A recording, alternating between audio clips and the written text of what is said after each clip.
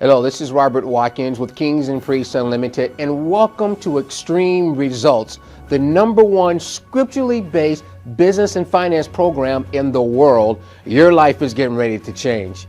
We're getting ready to do things God's way.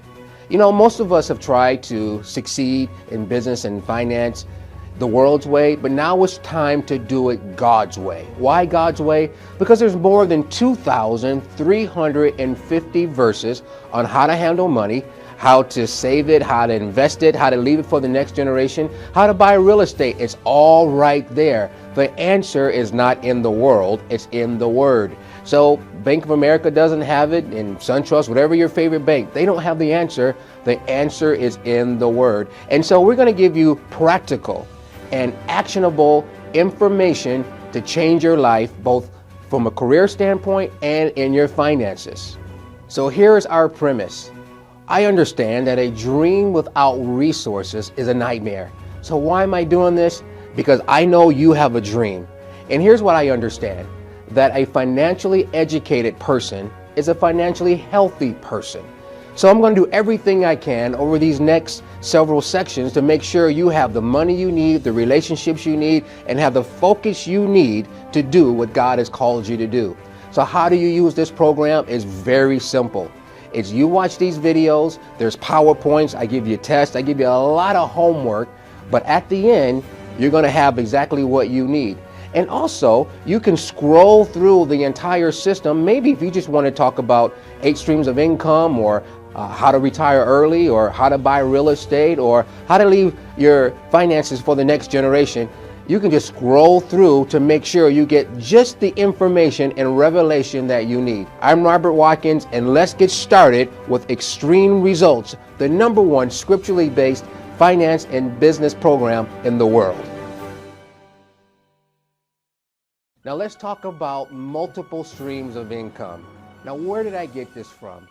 Solomon had a tremendous vision, which was to build God a house. He had a big vision, and he realized that one income stream by itself wasn't going to help. And he writes in Ecclesiastes 11:2 in the NIV version, he says to invest in 7, yea, 8 ventures, for you don't know what evil may come upon the land. So multiple streams of income is a biblical concept. This is not something that the world came up with. They stole it from the Word of God. And so now we're going to talk about how to uncover multiple streams of income, and we're going to do it God's way. We're not going to do it the sales way or the world's way, or maybe you heard this in corporate America or corporate Jamaica or wherever you are in the world. No, we're going to do this God's way, and it's going to be based upon what God has called you to do. So are you ready? Let's go. Now, before we talk about the strategy for you to develop 7 streams of income, I want you to understand that everything begins with you, with your purpose. You understanding your purpose. This is so key, because if you're not fulfilling your purpose, that means that you are fulfilling somebody else's purpose. This purpose is the very reason why you were born. Now, I want you to look at your life like a wheel. And in the middle of this wheel is a hub, is a core, if you would. And extending from this core are spokes. Now, at the end of these spokes are income streams. And every spoke has an income stream attached to it, but the entire apparatus is attached to you, your purpose, your core, how God made you, your skill set, what brings you peace. And so I want to ask you some questions, first of all, for you to consider what your actual purpose is, because the purpose is the very essence of who you are. It's why God made you. So let me ask you some questions that I want you to get pen and pad and write this down. I want you to be very thoughtful about this, because if we miss this part of the program, then everything else is just about making money, and it's not. This is about you being healthier and being wealthier and relieving stress and making sure you do have the money you need, but also understanding your wealth. And the wealth is the vision that God has given you, your purpose. And so let me ask you some questions. First of all, what do you believe is your greatest asset? And where do you add the greatest value? Let me ask you another question to uncover your purpose. Is what makes you come alive? I mean, when you think about it, it just automatically inspires you. You don't need anybody that inspires you. It just automatically comes alive. Let me ask you another question that will help you uncover your purpose. If money was not an issue, what would you be doing with your life? Besides going on vacation, that is. And here's another question. What would you do if you didn't care what people thought about you? What would you be doing? Here's another question to uncover your purpose. What activity brings you peace?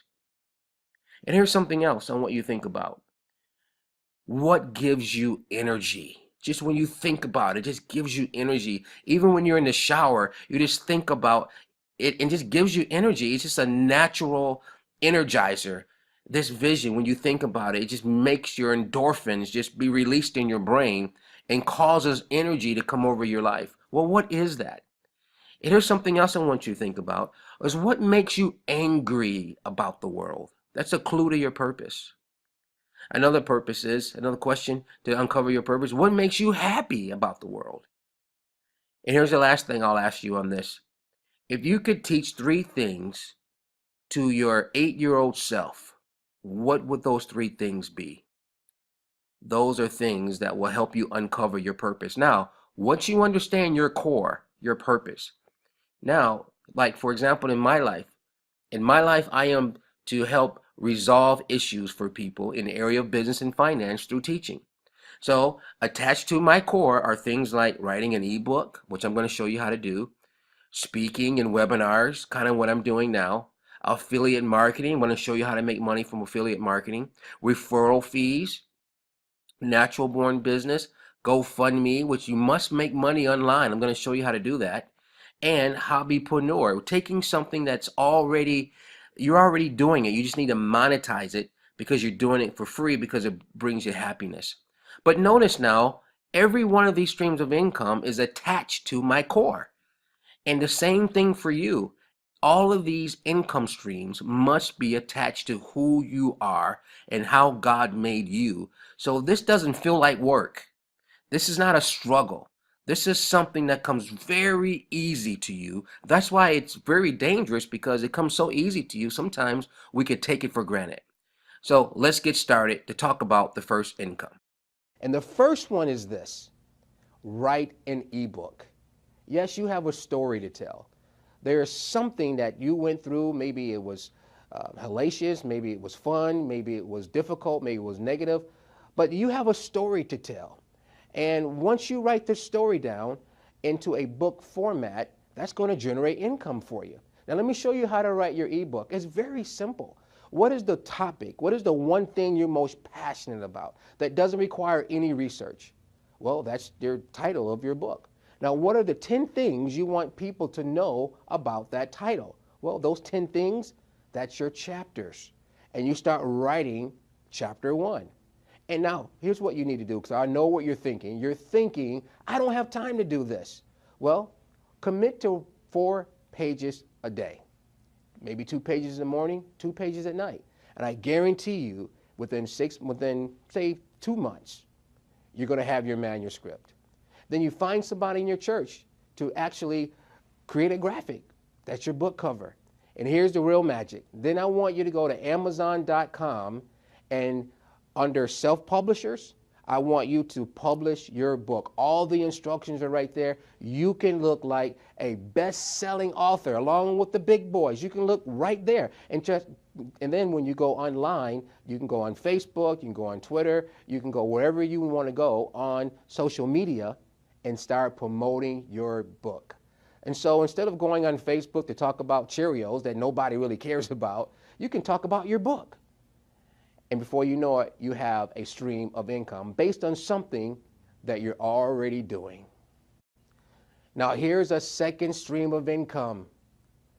Once you write your book, you're automatically an expert. Now you're going to be in demand. Now, here's what I want you to do to create your second stream of income. Hold webinars. You know, webinars are free. You can do this on Google Plus. You can do a webinar. So once you go on social media and send out emails and invite people to listen to your webinar, and all you have to do is right there with your camera, talk about your book. And now you can charge for your webinar. You can charge for your book. Even if you only charge $10. If you get 100 people, that's pretty good. So once you write your ebook, then start having speaking engagements or webinars and charge for it. Now, if a church or a corporation calls you and say, hey, we like your book, what do you charge? Now, don't go charge $500,000. Say, hey, this is the first time I'm doing this. I'll charge $500. I'll charge $1,000. So guess what? You talk for an hour, you just made $1,000 plus book sales. Here's another stream of income. The third stream of income is this: affiliate marketing. Absolutely.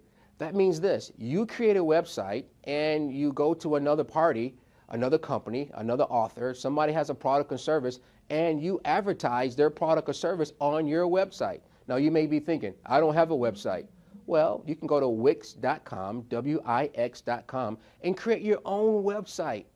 And you can promote somebody else's book. You can promote my book, Never Chase a Paycheck Again. And you can have it on your website. I charge $20 for my book. You can come to me and say, hey, Robert, if I sell your book on my website for $20, I keep 10 and you keep 10. Will you agree to that? I'm going to say, absolutely. That's affiliate marketing. And only thing you did was promote your website, is draw traffic to your website. Affiliate marketing. And it's something that you're already doing, and it's very simple to do. That's your third income stream. Now, the fourth thing is referral fees. Oh, I love referral fees. Why? Because all it costs you is a phone call in many cases. For example, if you call our company, our finance company, if you know someone who needs finance, then all the thing you have to do is say, hey, look, let's create a financial referral agreement, which we already have, and most companies already have. And so we charge $2,500 to provide this particular service. And guess what? When you make a referral, we send you a check for $500. We love writing referral checks because that means that our company made money. So it's a partnership. It's a joint venture. And so many of you are wealthy in relationships.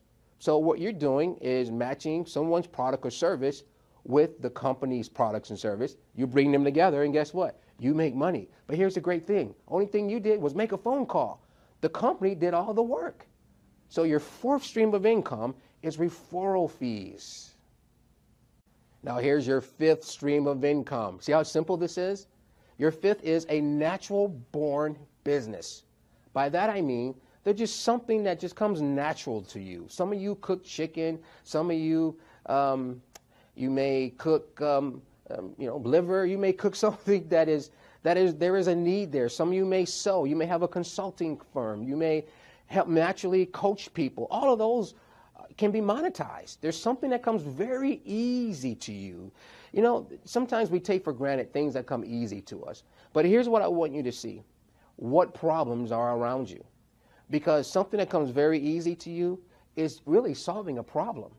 And that is the baseline really for making money. You know, dentists solve teeth problems. Preachers solve preacher problems, right? So if you solve problems, you make money.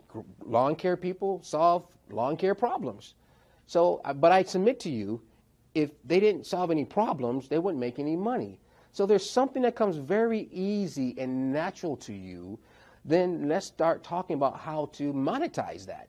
You know, even Jesus' father, Joseph, now he didn't just make wood carvings just to sit on it. No, he went out in the marketplace and he sold it. It was something that came very easy and natural to him. And same thing for you. So there's a natural born business that you've been taking for granted. You've just been doing it for free because it comes very easy to you. So your fifth stream of income is a natural born business, something you're already doing that needs to be monetized. Now, I love this, GoFundMe.com. You know, the reason why I love this website is you can go on GoFundMe.com, yes, GoFundMe.com, and put your story out there. And there are people who are philanthropic, who give money to people who need money. You know, I had an assistant one time, and she needed $2,700 for an operation. She went to GoFundMe.com. She put her story out there. This is what I need, and this is what I've been through. And you know what? She got over $3,000, and it was all cash. It was just people who like to help other people. There are some college students. They go out there, they put their story out there, and part of their tuition is paid, and their books are paid. So GoFundMe.com. And in some cases, it's tax-free. But it's just people that are wanting to help other people.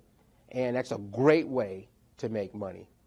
Now, here's the seventh way for you to make money. It's what I call hobbypreneurs. Some of you love to take photographs. Some of you love to maybe do video. Something that you've just been tinkering with. It's just a hobby to you.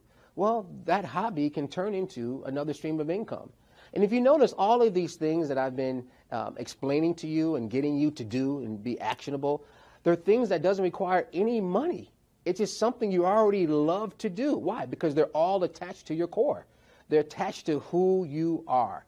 And that's why I'm so happy to present to you these 7 streams of income. Now, once you get these 7 streams of income now, you should become the largest tither in your church. You should be a giver. Can't wait to give to your church and other charities and help other people. Because remember, you're here to help solve a problem in somebody else's life.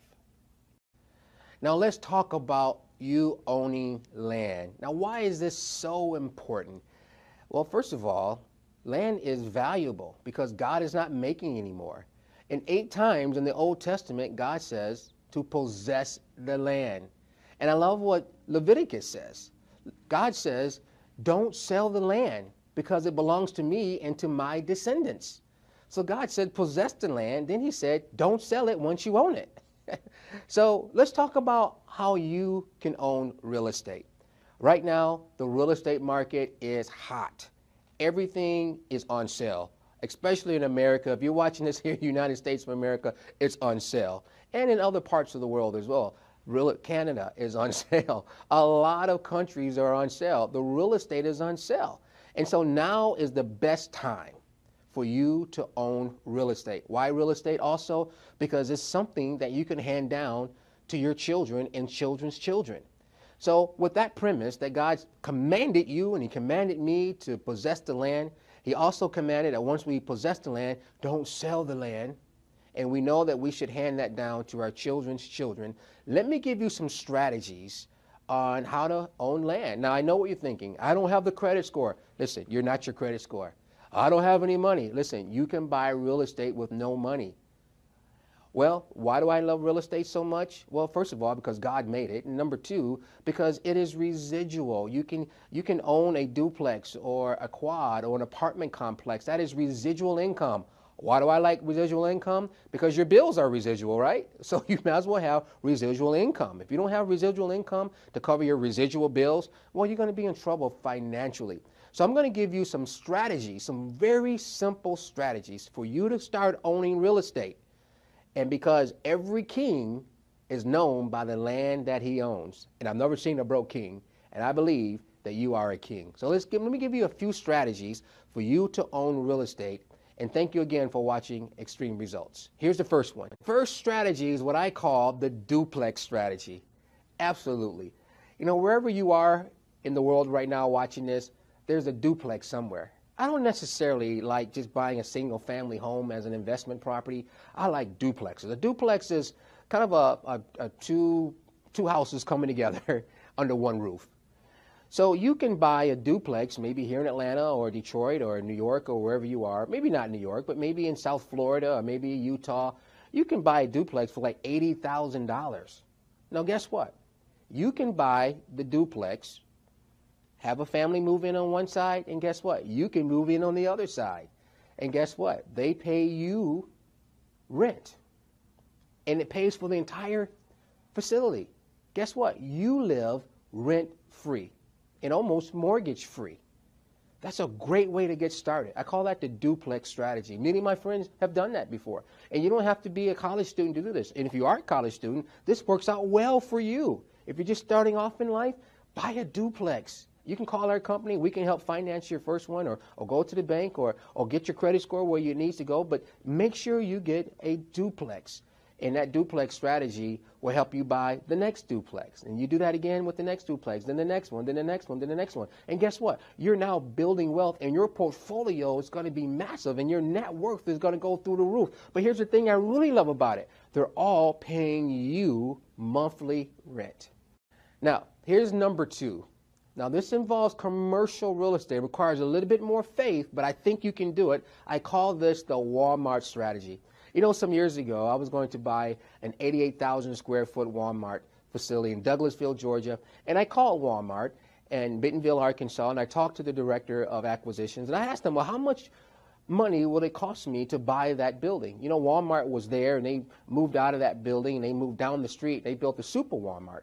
Well, they told me they didn't own the building. I said, well, what do you mean you don't own the building? Well, they gave me the name and the number of someone who owned the building, and I called the name, and I called the number, and they said, hello. And I said, hello. I said, you own the Walmart building in Douglasville, Georgia? He said, I sure do.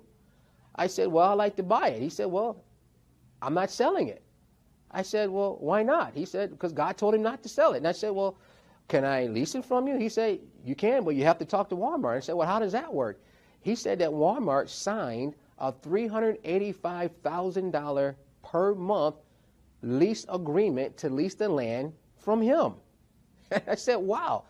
So how did you own this land? He said his great-grandfather actually bought the land years ago and deeded it down to him. And now Walmart came some years ago and created a 25-year land lease deal for $385,000 per month.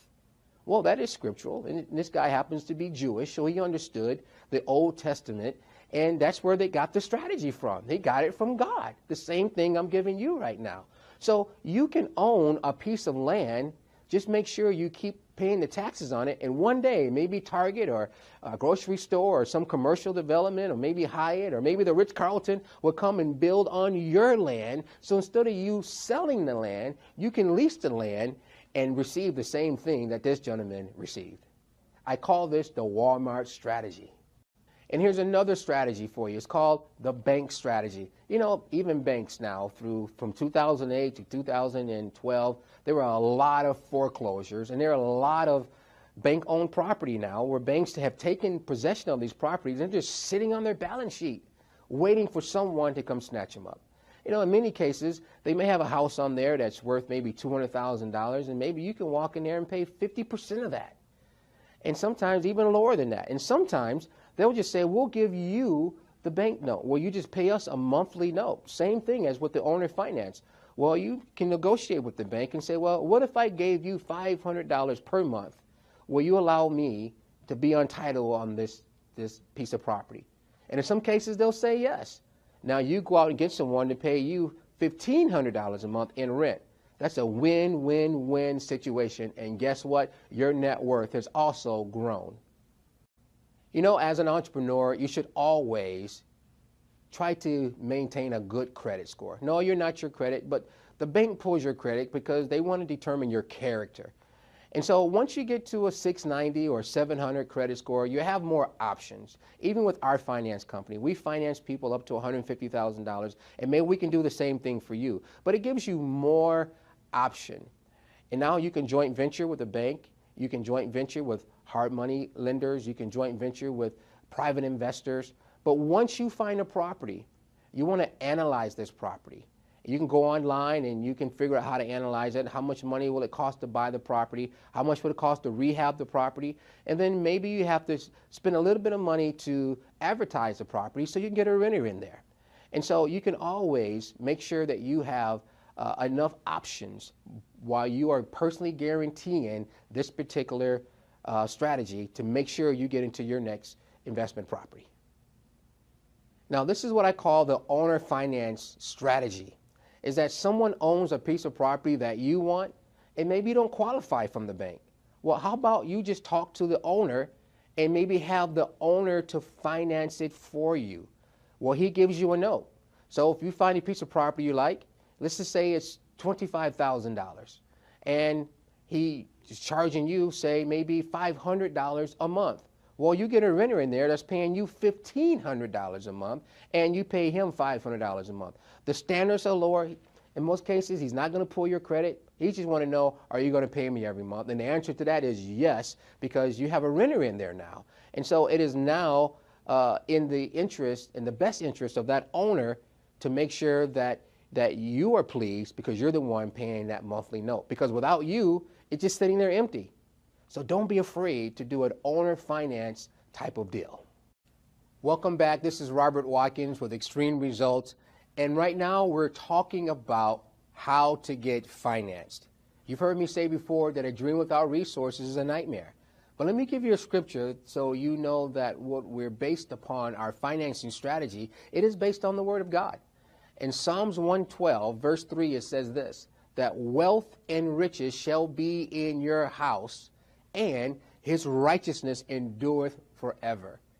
You know, it's amazing that David wrote that, and he said wealth and riches, which means that you're supposed to have wealth and riches. Well, wealth is intangible. It's anything that can be handed down from generation to generation. Riches are tangible, things like money and cars and houses. You can see riches. You can't see wealth. Wealth is an attitude. Wealth is a business plan. But when you get wealthy, money is attracted to wealth. But here's the revelation. You're already wealthy. You're wealthy with vision. You're wealthy with purpose. And that's what you hand down to your children and your children's children. What you should be teaching your children is the thing that God has given you, your vision. And once you understand your vision, the Bible says very clearly you are to write that vision down and make it plain upon tables so that he that reads it can run with it. Those are your employees, your volunteers, your support staff, people that follow you. They're following the vision that God has given you, and that's your wealth. But right now, we also understand that you need riches. You need tangible things so that your vision can be seen here in the natural realm. So get your pad and pen ready. We're getting ready to talk about you getting finance. I'm excited about this. Well, hello, this is Robert Watkins again, and now I want to talk to you about the 6 godly secrets to raising money and growing your income. And as we talk about the business side of ministry, growing your business, launching your product and service, regardless of what it is, growing an organization requires raising money, and it's constant. Either you do it through debt, or you do it through selling something, or you do it through friends. But I want to give you the 6 biblical ways of raising money. And as I said before, personal debt is evil, but business debt with the return on investment is good.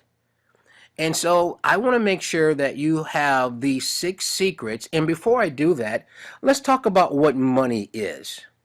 And as I tell you what money is from a biblical standpoint, you're going to change the way you see money so that the pressure and the stress of having money, or the pressure and the stress of the lack of money, is not going to be so severe, because you're going to have a heavenly view of what money is. And let's just put money in its place. So what is money as it relates to a biblical viewpoint? Money is just a tool. That's all it is. And it's just a tool to do several things. Number one, to carry out your calling. You have a calling from God. It takes money to carry that out. That's important to God. To help others. That's what one of the greatest commandments is, that we love one another. Money is just a tool.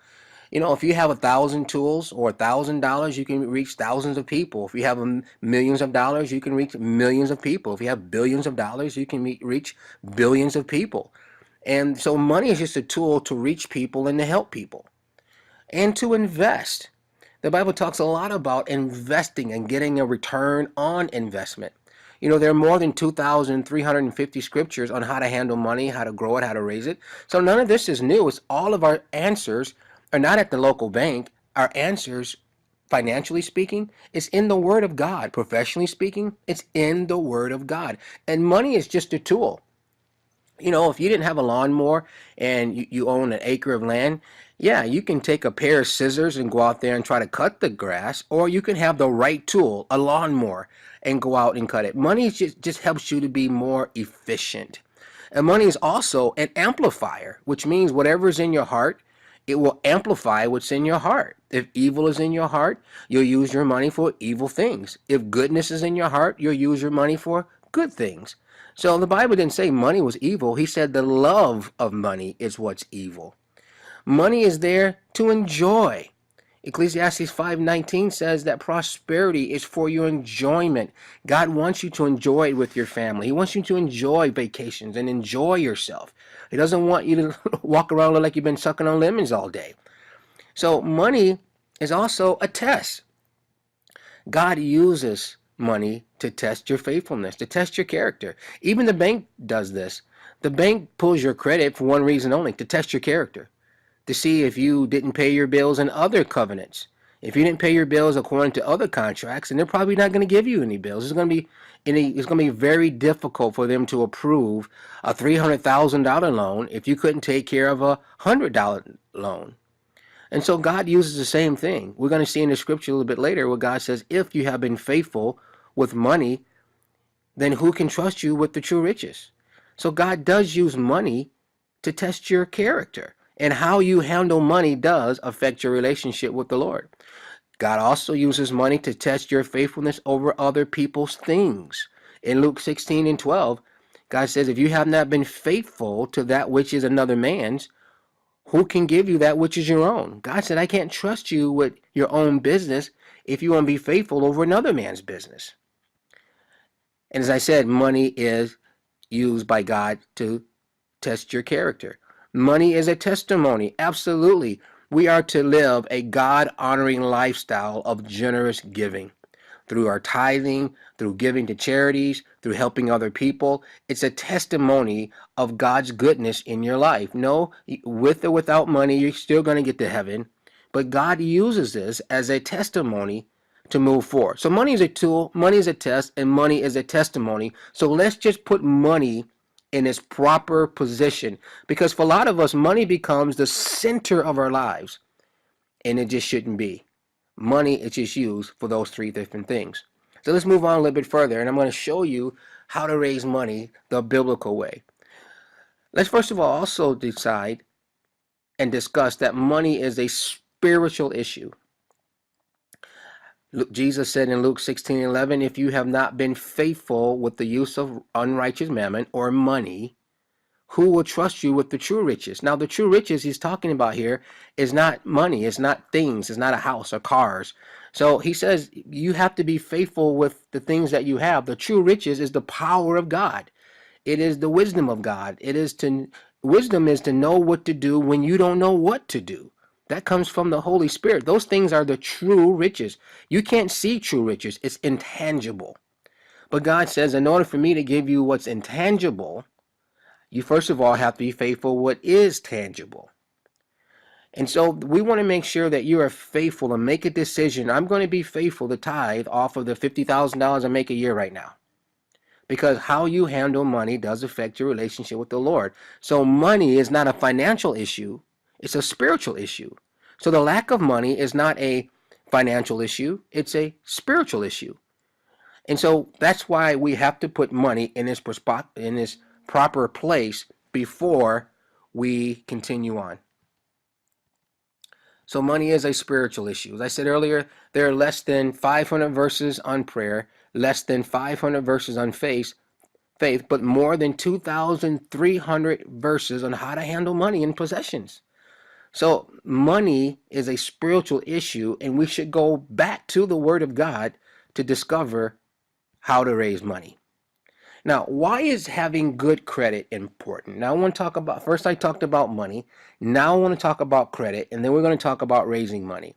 But it's important for you to have good credit. No, you're not your credit score, but I love what the Bible says in Proverbs 22:7, that the rich rules over the poor, and the borrower is subject to the lender. So essentially, he's saying here, let's not rush out to get a bunch of debt. Let's not rush out and just submit our lives to an unrighteous lender, because the rich or the lender rules over the poor. The poor doesn't mean that you don't have money. The poor just means to be without. And the borrower is servant or slave to the lender. How many of us are slaves to our local banks? We're slave to a mortgage lender. We're slave to our car lenders. We're slaves to lenders, and God is trying to ensure that we can go in a different route and have a different type of life moving forward. So let's go a little bit further when we talk about having good credit. And if you don't have good credit, I'm just going to give you a couple of things that you can do to fix it. Now, because when starting a business or anything, your personal credit could make the difference of getting a business loan that could be worth tens of thousands of dollars.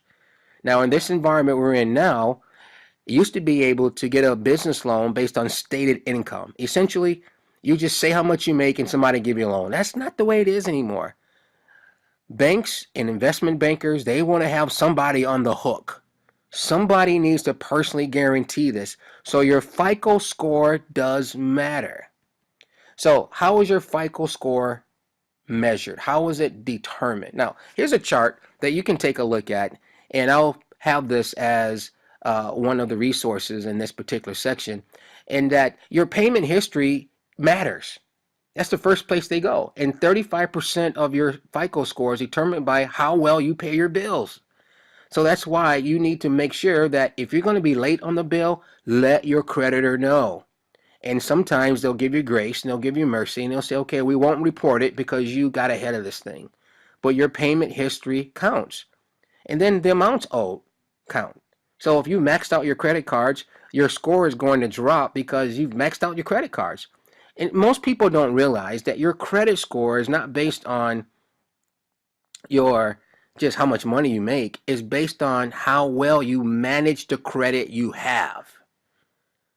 And a good bar to have is try to keep your credit around 2 to 3%. Which means if you have a $100 credit card, if the limit is $100, keep the balance around $2. And that will let the credit bureaus know that you are managing your credit properly. Okay, that's very important. So let's go on a little bit further. So what is the best score? And you may already know this, but you have to set goals. Everyone's goal should be to have a 850 credit score.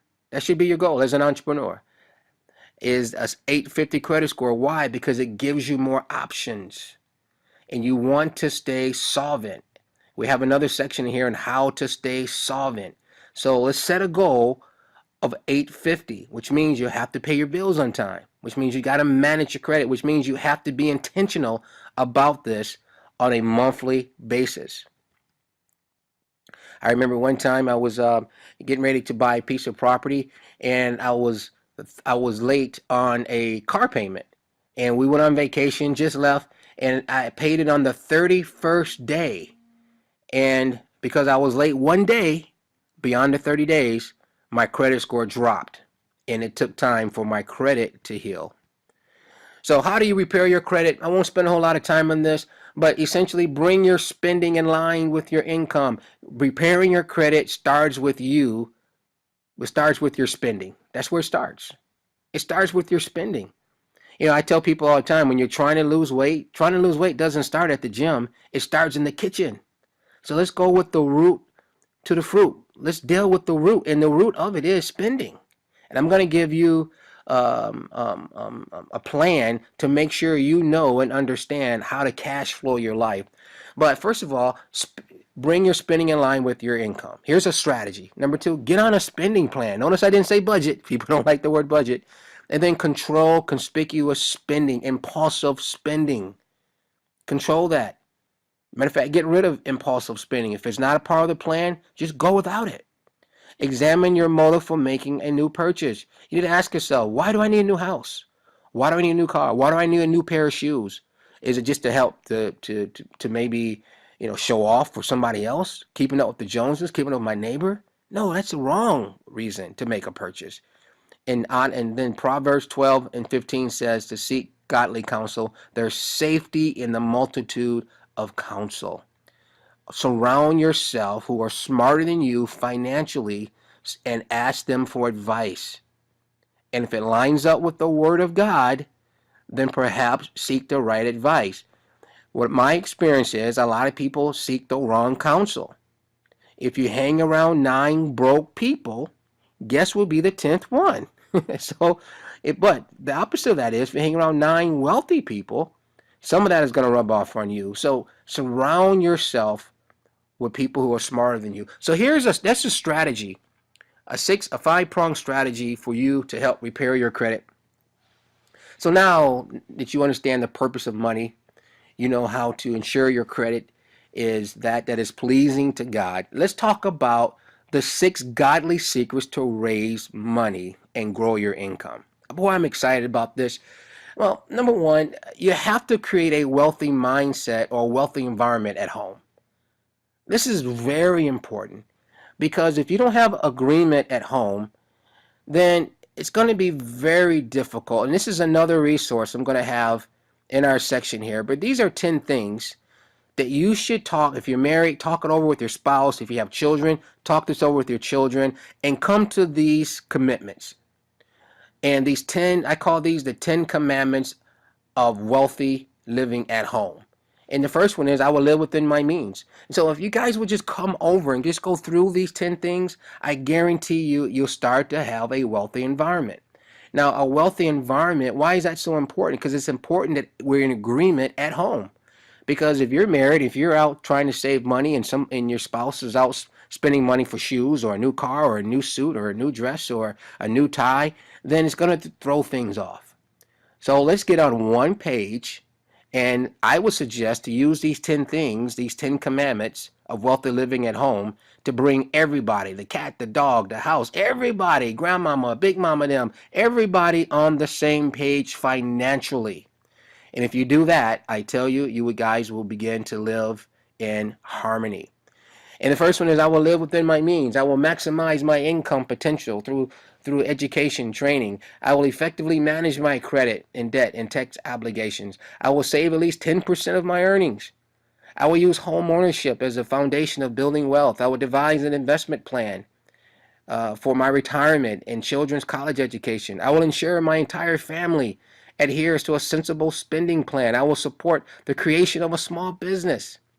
I will guarantee my wealth is passed on to the next generation through adequate insurance and estate planning. And I will strengthen my local church through consistent giving. If everyone can agree to this, I would suggest print this out and have everybody sign it. Absolutely. And then talk about it at least twice a year. So number one, creating a wealthy environment at home. Now here's another secret to wealth, is develop a tool of wealth. Now, the number of families with incomes over $100,000 has increased by 6% over the years. And the number of millionaires have increased by 8%. There's 8.3 million millionaires, and the number of families with net worth over $5 million increased by 8%. So who are these people? Who are these people that their incomes are going forth? Well, let's examine that. Let's examine who these people are. These are people who are not looking for a job. They have a tool of wealth. So how do you create a tool of wealth? What is a tool of wealth? Tool of wealth is real estate. It's your book. It's something that you create. It's your product. It's your service. And it's always something simple. Truett Cathy created a billion-dollar enterprise, Chick-fil-A, from a chicken sandwich. Oprah Winfrey became a billionaire simply from a camera and a couch talking about her weight issue. Somebody is a billionaire today from cotton balls. I'm just going to ball up these cotton balls, put them in a plastic bag, and somebody's going to buy it. It's always something simple. So if you don't really have any ideas, let me give you a couple of ideas on how to develop a tool of wealth. Because if you don't have a tool of wealth, then the only tool of wealth you have is your body, is your time, which you have to go trade it in for money through employment. But what happens if your body breaks down and gets sick? That means you can't make any money? No, you need a tool of wealth. So here's some ideas to create a tool of wealth. It could be a spinoff from your present occupation. It could be a hobby or special interest. It could you can answer the question, why isn't there and haven't you said that before? Well, that's because God is trying to get you to produce something.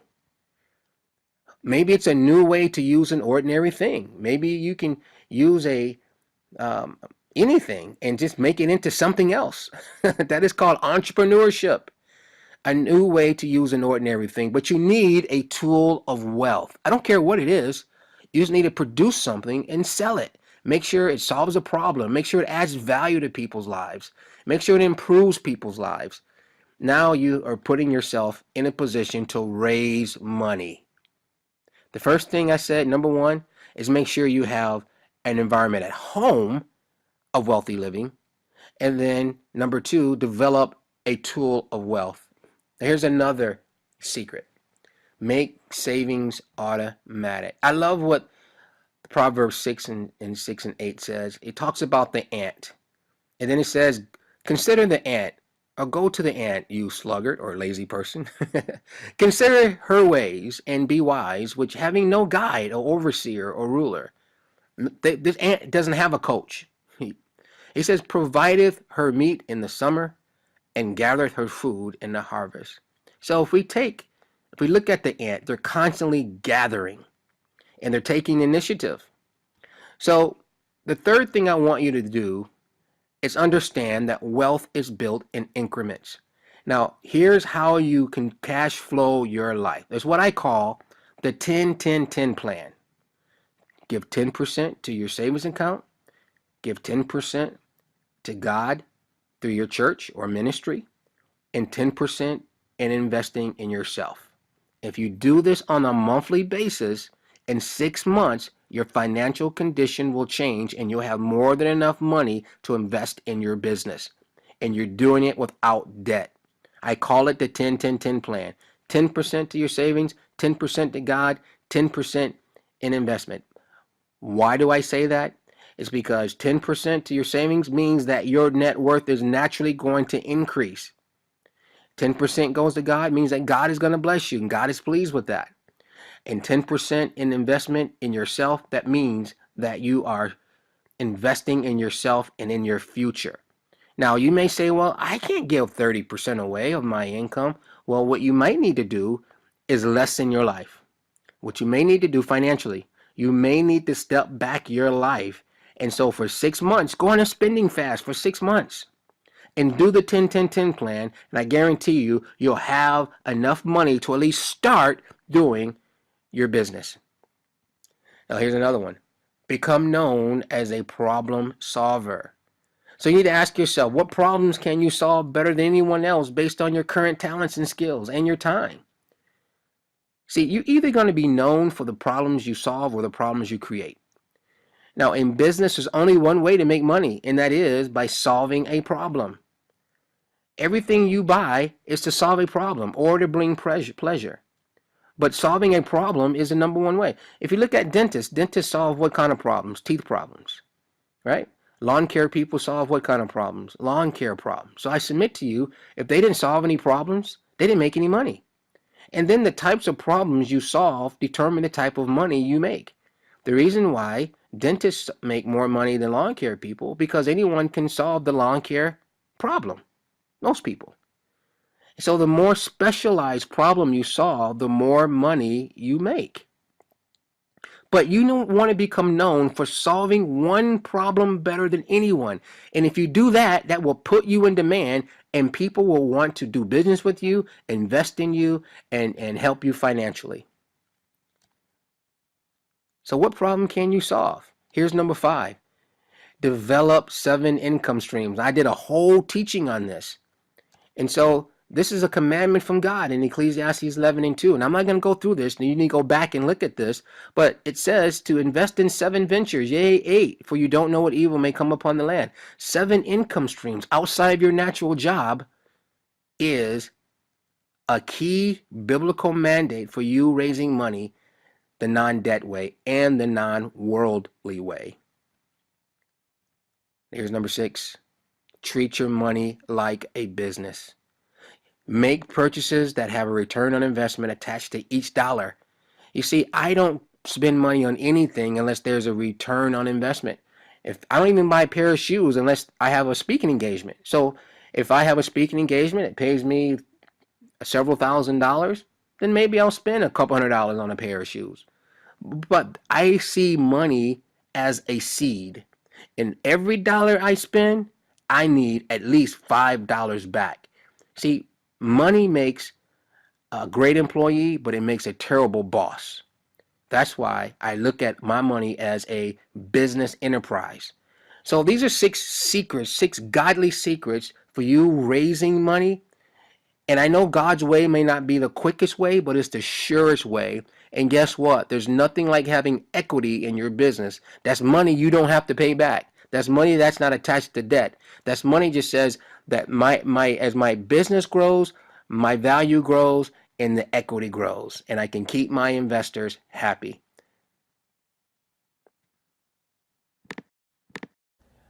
All right, now here's another section I'm excited to talk to you about. is how to make your first $1 million or how to make your next $1 million, wherever you are.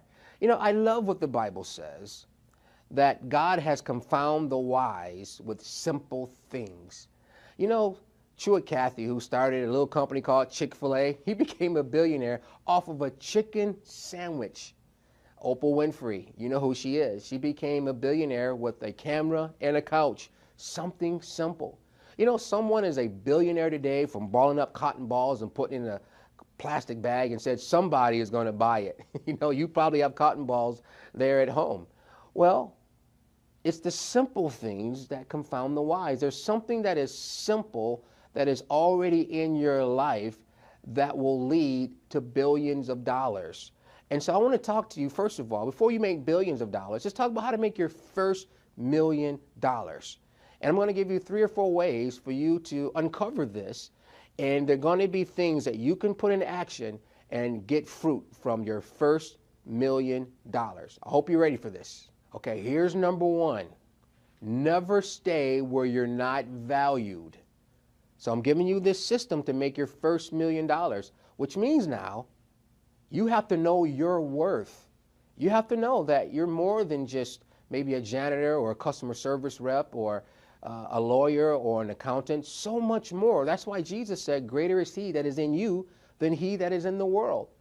But you have to understand your worth. That's why I tell people, never stay where you're not valued. Never stay in a relationship where you're not valued. Never stay on the job where you're not valued. Never stay in a church where you're not valued. Never stay in a place where you're not valued. And if you're staying there, it's maybe because you don't yet know your value.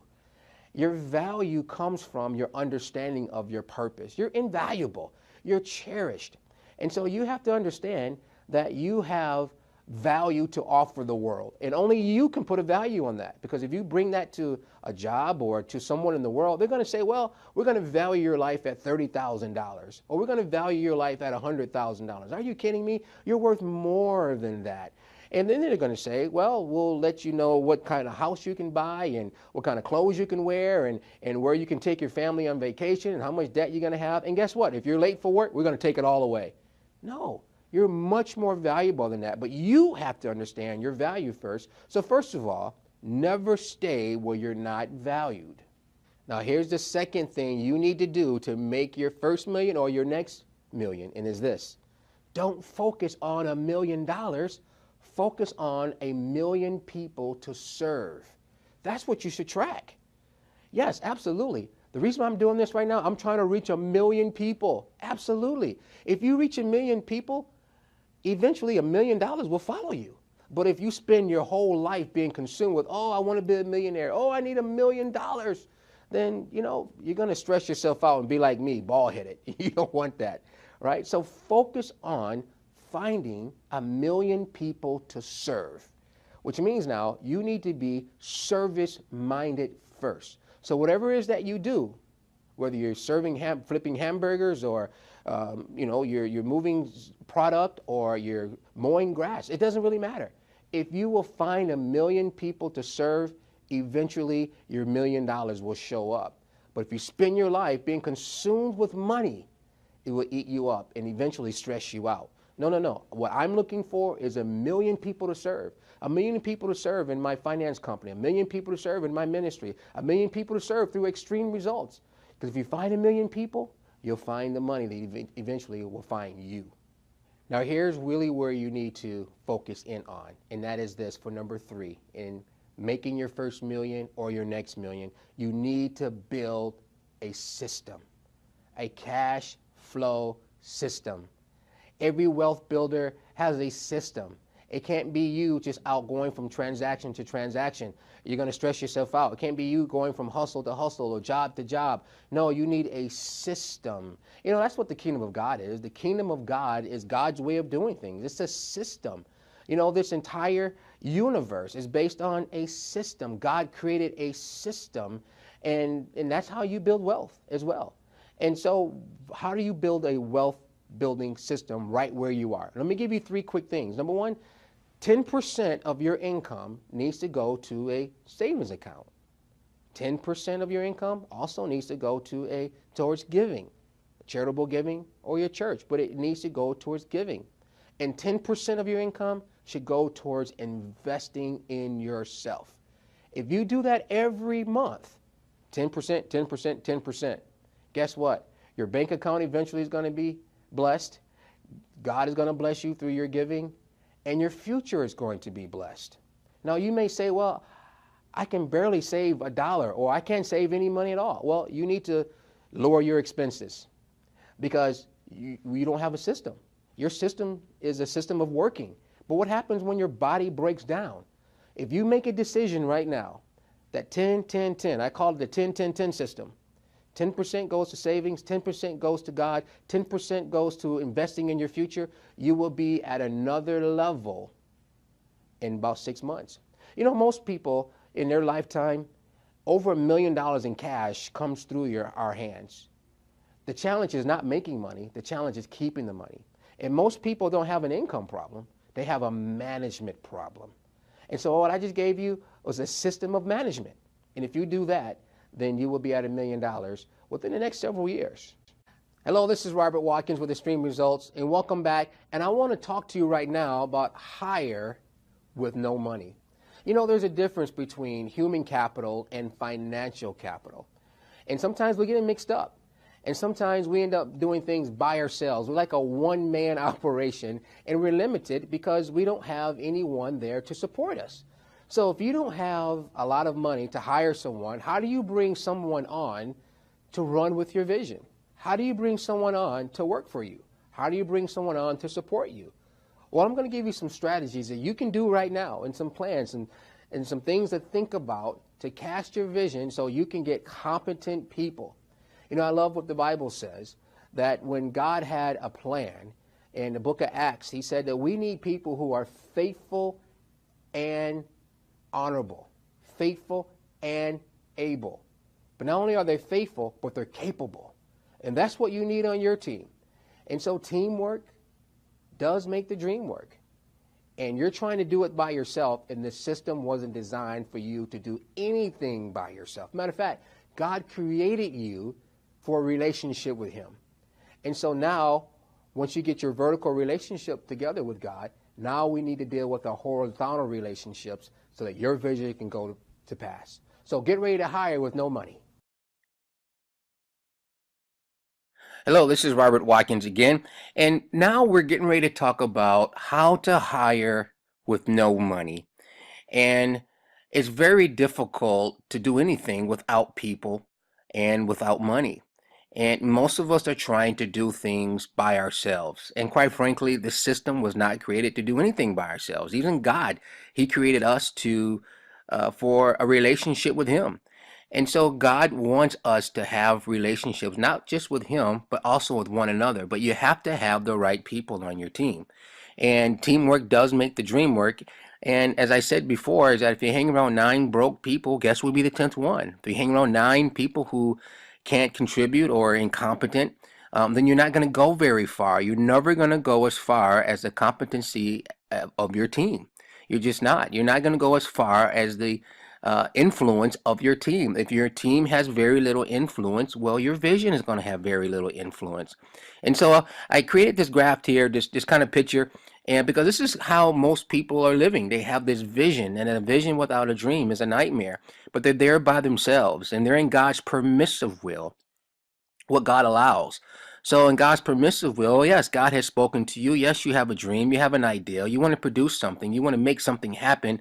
But because you don't have the right team, there's uncertainty there. In some cases, there's bad credit, there's confusion, there's anxiety, regret, sadness, worry, loneliness. All of these things are there when you're by yourself. And then you spend your life sometimes looking across a valley to where God wants you to be, which is God's perfect will. And when God's perfect will, that's the very reason why you were born. And that's where your peace is, and your health, and your wisdom, your energy, your purpose, your confidence, your joy, your wealth, your riches. Everything you need is in God's perfect will, because God endorses and monetizes and supports the things that he ordains. And so in between God's permissive will, what God allows, and God's perfect will, what God ordained, is this valley in many cases. So how do you get over this valley? Because down in the valley is depression, down in the valley is darkness, and down in the valley is just not a good place to be. But how do we get over this valley? And that's what I want to talk to you about, is having the right people around you. But your question may be, well, if I don't have $100,000 to pay for a chief operating officer, how do I get this done? Well, I want to answer these questions for you to make sure you have the right team around you. Are you ready? Let's go. The first thing I want you to understand is that you must surround yourself with people on the same mission as you. And you notice these lions here, they all look hungry, but notice something different. They're all focused, they're all going in the same direction, and they're working as a team. You know, the guy in the back can't say, well, I'm the guy in the back, so I'm not important. No, you are important, because if an enemy sneaks up behind us, then we all die, right? And then someone has to be focused on the prize, but we're all together. We all have our individual roles and responsibilities, and that's how you want to create your team. And we all have a part to play here. But you first of all have to get the mentality and the mindset. I only want to surround myself with people on the same mission as me. And you're going to see here, I'm going to give you the 7 different personalities that you need to surround yourself with in order for you to succeed, in order for your vision to be manifested. And everyone has a part to play, including you. But more importantly, I want you to see and get a strategy on how to bring people on board to work for you. You know, I love what the Bible says. He says to write the vision down and make it plain upon table in Habakkuk 2 and 2, and then comma, and then he said, so that he that reads it can run with it. Well, the he that reads it, that run with it, those are your employees. Those are your volunteers. Those are your supporters. So let's talk about how to hire with no money. Here we go. Now, there's 7 different personalities to building wealth. You have the producer, you have the star, you have the operator, you have the steady, you have the owner, and you have the deal maker. These are the people that you need on your team. Now I'm going to break down each one for you so you understand the personalities you need, the competency that they need to have, the education, the background, and how to bring them on. Okay, so let's start with the producer. And now you're going to see yourself in one of these personalities, is what I call them. But you're going to see yourself in here, and regardless of which one that you are, you still need to have every one of these around you. So let's start with the producer. Now, I'm going to use some very familiar people to you, and they're all billionaires. And the reason why I say they're all billionaires, number one, because they are, but number two, you'll see their success and you'll see how this will make sense to you. Now, the producer is someone who creates innovative products. They're creative people. They're visionary and they're able to inspire others. They see the big picture, but because they're producers, they're creative people, they're normally broke because all they want to do is create, because they're good at starting things, but they're not great at finishing things. You may know people who are they're singers or they're rappers or they write books. They're very creative people, and normally they sign bad deals because all they want to do is just sing. All they want to do is write books. All they want to do is just do their craft. But they're great at starting things, but they're not good at finishing things. It's not uncommon that a producer has 100 books or 100 movies on their laptop. Um, Someone like Steve Jobs is a creator. He's a producer. They're always creating, always. Someone like this guy, Walt Disney, always creating. The only thing Walt Disney wanted to do was to draw. That's all he wanted to do. He just wanted to be. He was a creator. He was a producer. He wasn't into theme parks. He just wanted to draw. He just wanted to create. This guy right here, Richard Branson. Richard Branson has created over 200 companies and doesn't run any of them, right? But he's so creative. But we need the creative people because they're the innovators of our time. And you may be a producer. You may be like that. You may say, you know what, I'm great at starting things, but I'm not good at finishing things. That's okay, because the next personality I'm going to introduce to you that you need on your team is what I call the operator. Now, the operator, they build duplicatable systems, and their success is built around creating better systems. They understand that duplication is the key. And normally they're perfectionists and they're strong at completing things. Now, the operator doesn't necessarily create anything, they just um, build a better mousetrap, if you would. They can seem inflexible, and a lot of operators are like chief operating officers. They're normally behind great companies. You rarely know their names, and these people like Dell Computers. Michael Dell. Michael Dell didn't create the computer. Michael Dell just put together a bunch of different computer parts and put them together and put his name on there. And he called it Dell Computers. Well, it's named after Dell. Well, what he did was he didn't create the computer. He just built a better system of delivering computers. It's the same thing with Jeff Bezos of Amazon. Jeff Bezos at Amazon, he didn't create books. He didn't create the internet. No, he just found a way to create a system of delivering books via the internet. He just created a duplicatable system. And you may know this guy, Ray Kroc of McDonald's. Now, Ray Kroc didn't create McDonald's. Ray Kroc didn't create the hamburger. It was two brothers named McDonald's. They lived out in the Midwest, and they were flipping hamburgers and fries. And he walked into their restaurant. He said, "Hey, we can do this in the next county over." And the two brothers said, "Well, how are we going to do that when we have to be here flipping hamburgers?" He said, "We're going to write it down and create a system, and the rest is history." Well, you need someone on your team who is systems minded, because that's how you build wealth, through systems, things that you don't have to touch. You just put it in place and it runs on its own, the operator. And then you also can't stop with just the operator. You also need a star on your team. Now, a star, their success is built around creating unique brands. They don't really necessarily create anything, but they have a magnetic personality. They're well suited for public relations. They don't mind being the center of attention. They love being the center of attention. And they're more concerned about their image than details. But the reason why you need this person on your team is because you need someone to be out there promoting your product. Sometimes it doesn't always need to be you, because it's very emotional to you. Now, you may know this beautiful woman here. Her name is Oprah Winfrey. Absolutely. And she didn't create television, no, but she leverages her star power to make other people wealthy and sell other people's brands and other people's products and services. Michael Jordan, he didn't create the tennis shoe or the gym shoe or even basketball, but he leveraged his brand to make Nike a household name. And so you need a star on your team, someone who doesn't mind talking to the media, someone who doesn't mind being, on the websites and blogging and taking interviews, and somebody who's pushing your product, the star.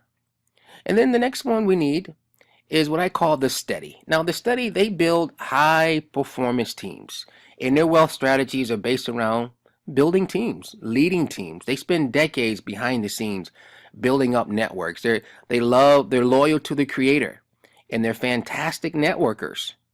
And their greatest asset is their reputation. Now, this gentleman right here was the number 2 guy, Steve Ballmer, for Microsoft.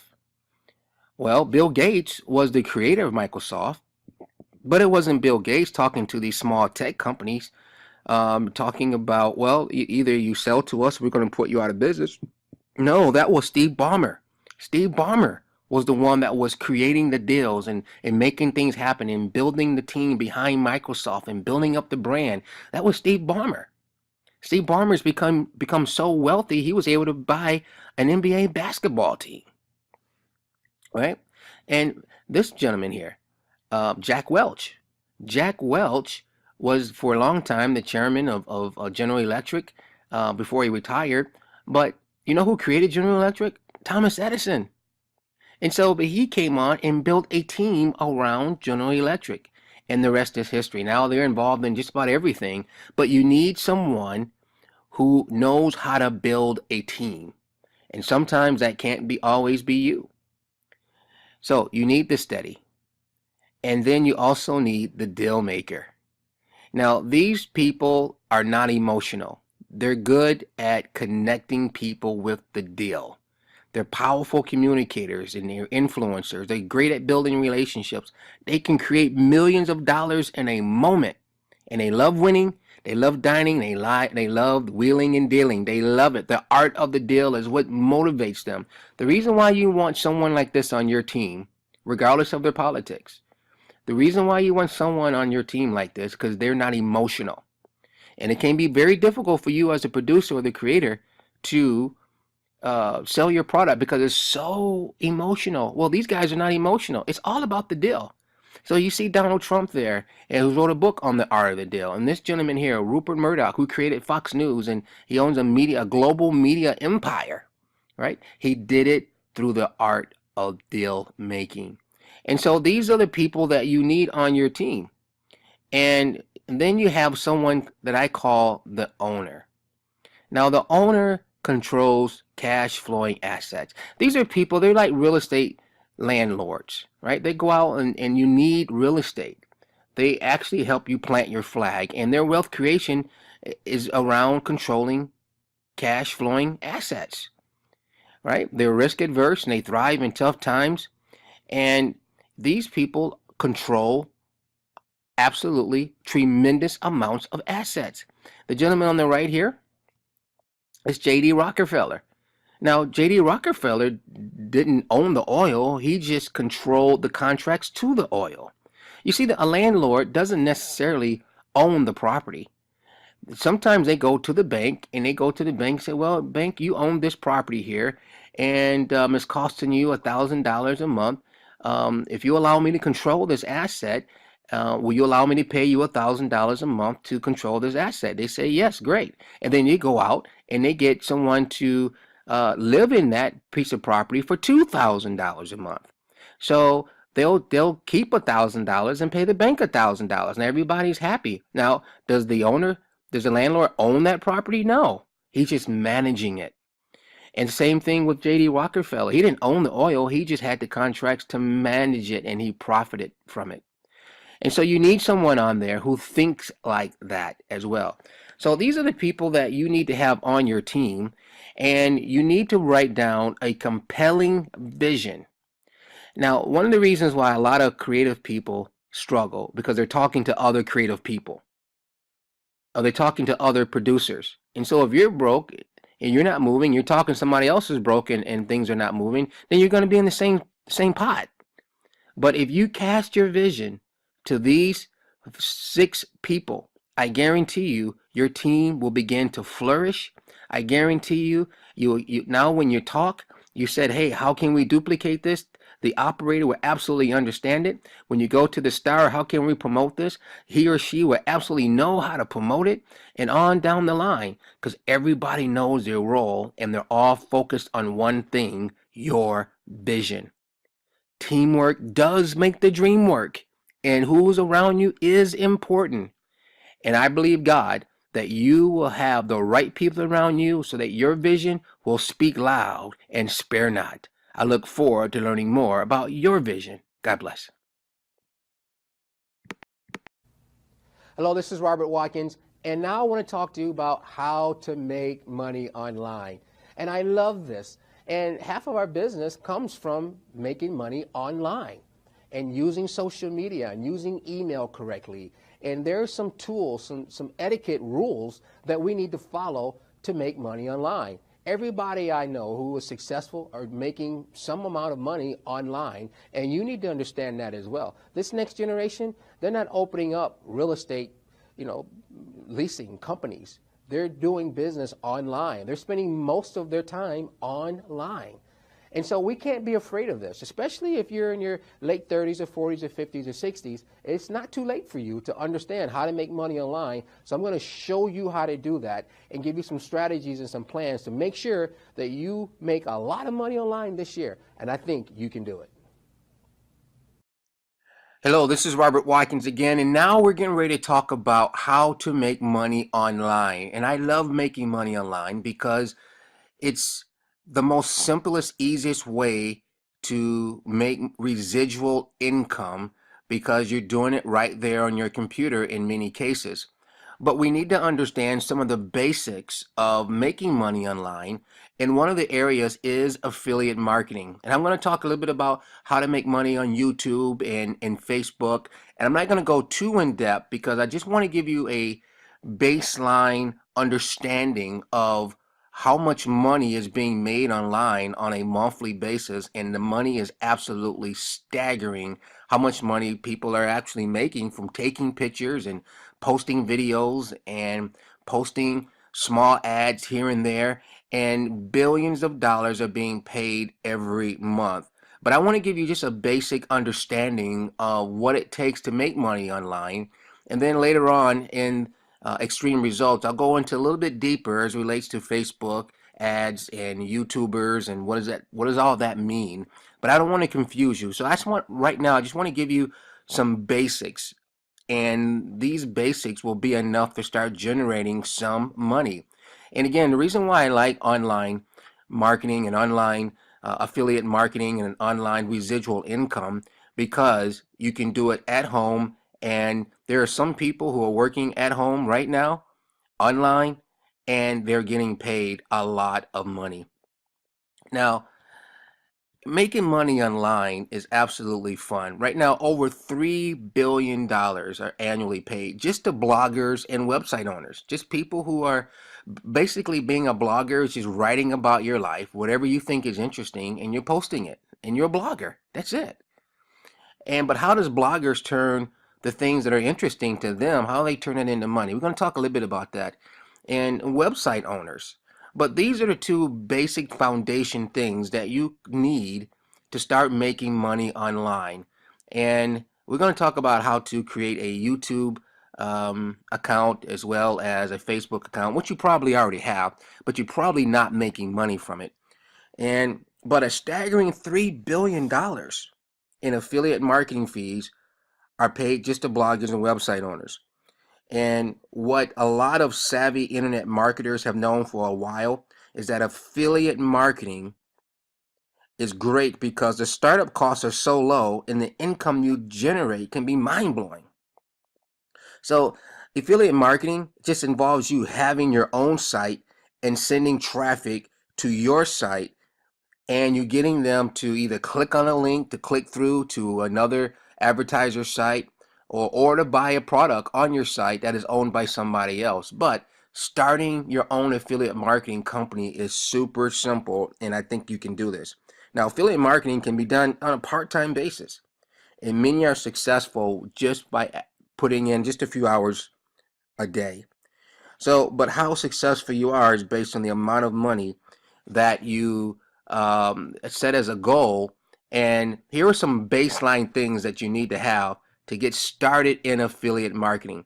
And let me just kind of give you just the basics of what affiliate marketing. For example, you can call my company, you can call me and say, Robert, I want to advertise your book, Never Chase a Paycheck Again, on my website. And you charge $20 for your book. How about when I advertise your book on my website, I keep 10 and you keep 10? Is that a deal? I'm going to say absolutely. Now, the benefit to you is that every time someone buys the book for $10, you make $10. It goes straight into your PayPal account or straight to your bank account, and you didn't carry any inventory, you don't have any overhead. All of the responsibility is on me, is on my company to deliver the product to your client. Well, that's kind of basically how affiliate marketing works. And the only thing you're doing is advertising someone else's product or someone else's service. You can do that. We're going to talk about click-throughs. You can get paid for click-throughs. You can create a joint venture with Coca-Cola or any big box retailer, maybe Walmart, and for every time someone comes to your website and they click through your website, guess what? You get money put into your account. How simple is that? That's why people love affiliate marketing. So before I give you the 5 steps of affiliate marketing, let me talk to you first of all about YouTube. And this is a big part of affiliate marketing as well, but it's the new way of doing affiliate marketing. And then I'm going to tell you what you can start doing right away. The reason why YouTube is so great and why marketers love it, because 1 billion viewers each month go to YouTube for something. And 190 million people just last month watched 75 million videos on YouTube. That's 61% of the population. So why is this so relevant to you? Because advertisers only pay someone when someone clicks on an ad or watches for 30 seconds. That's why you can't just tie your channel viewers to dollars. If your video gets 10 million views but nobody watches or clicks through the ads, you don't make any money. So the key here is not just getting people to come to your YouTube channel or to come to your website. You have to get them to click through. And when they click through, that's when you make money.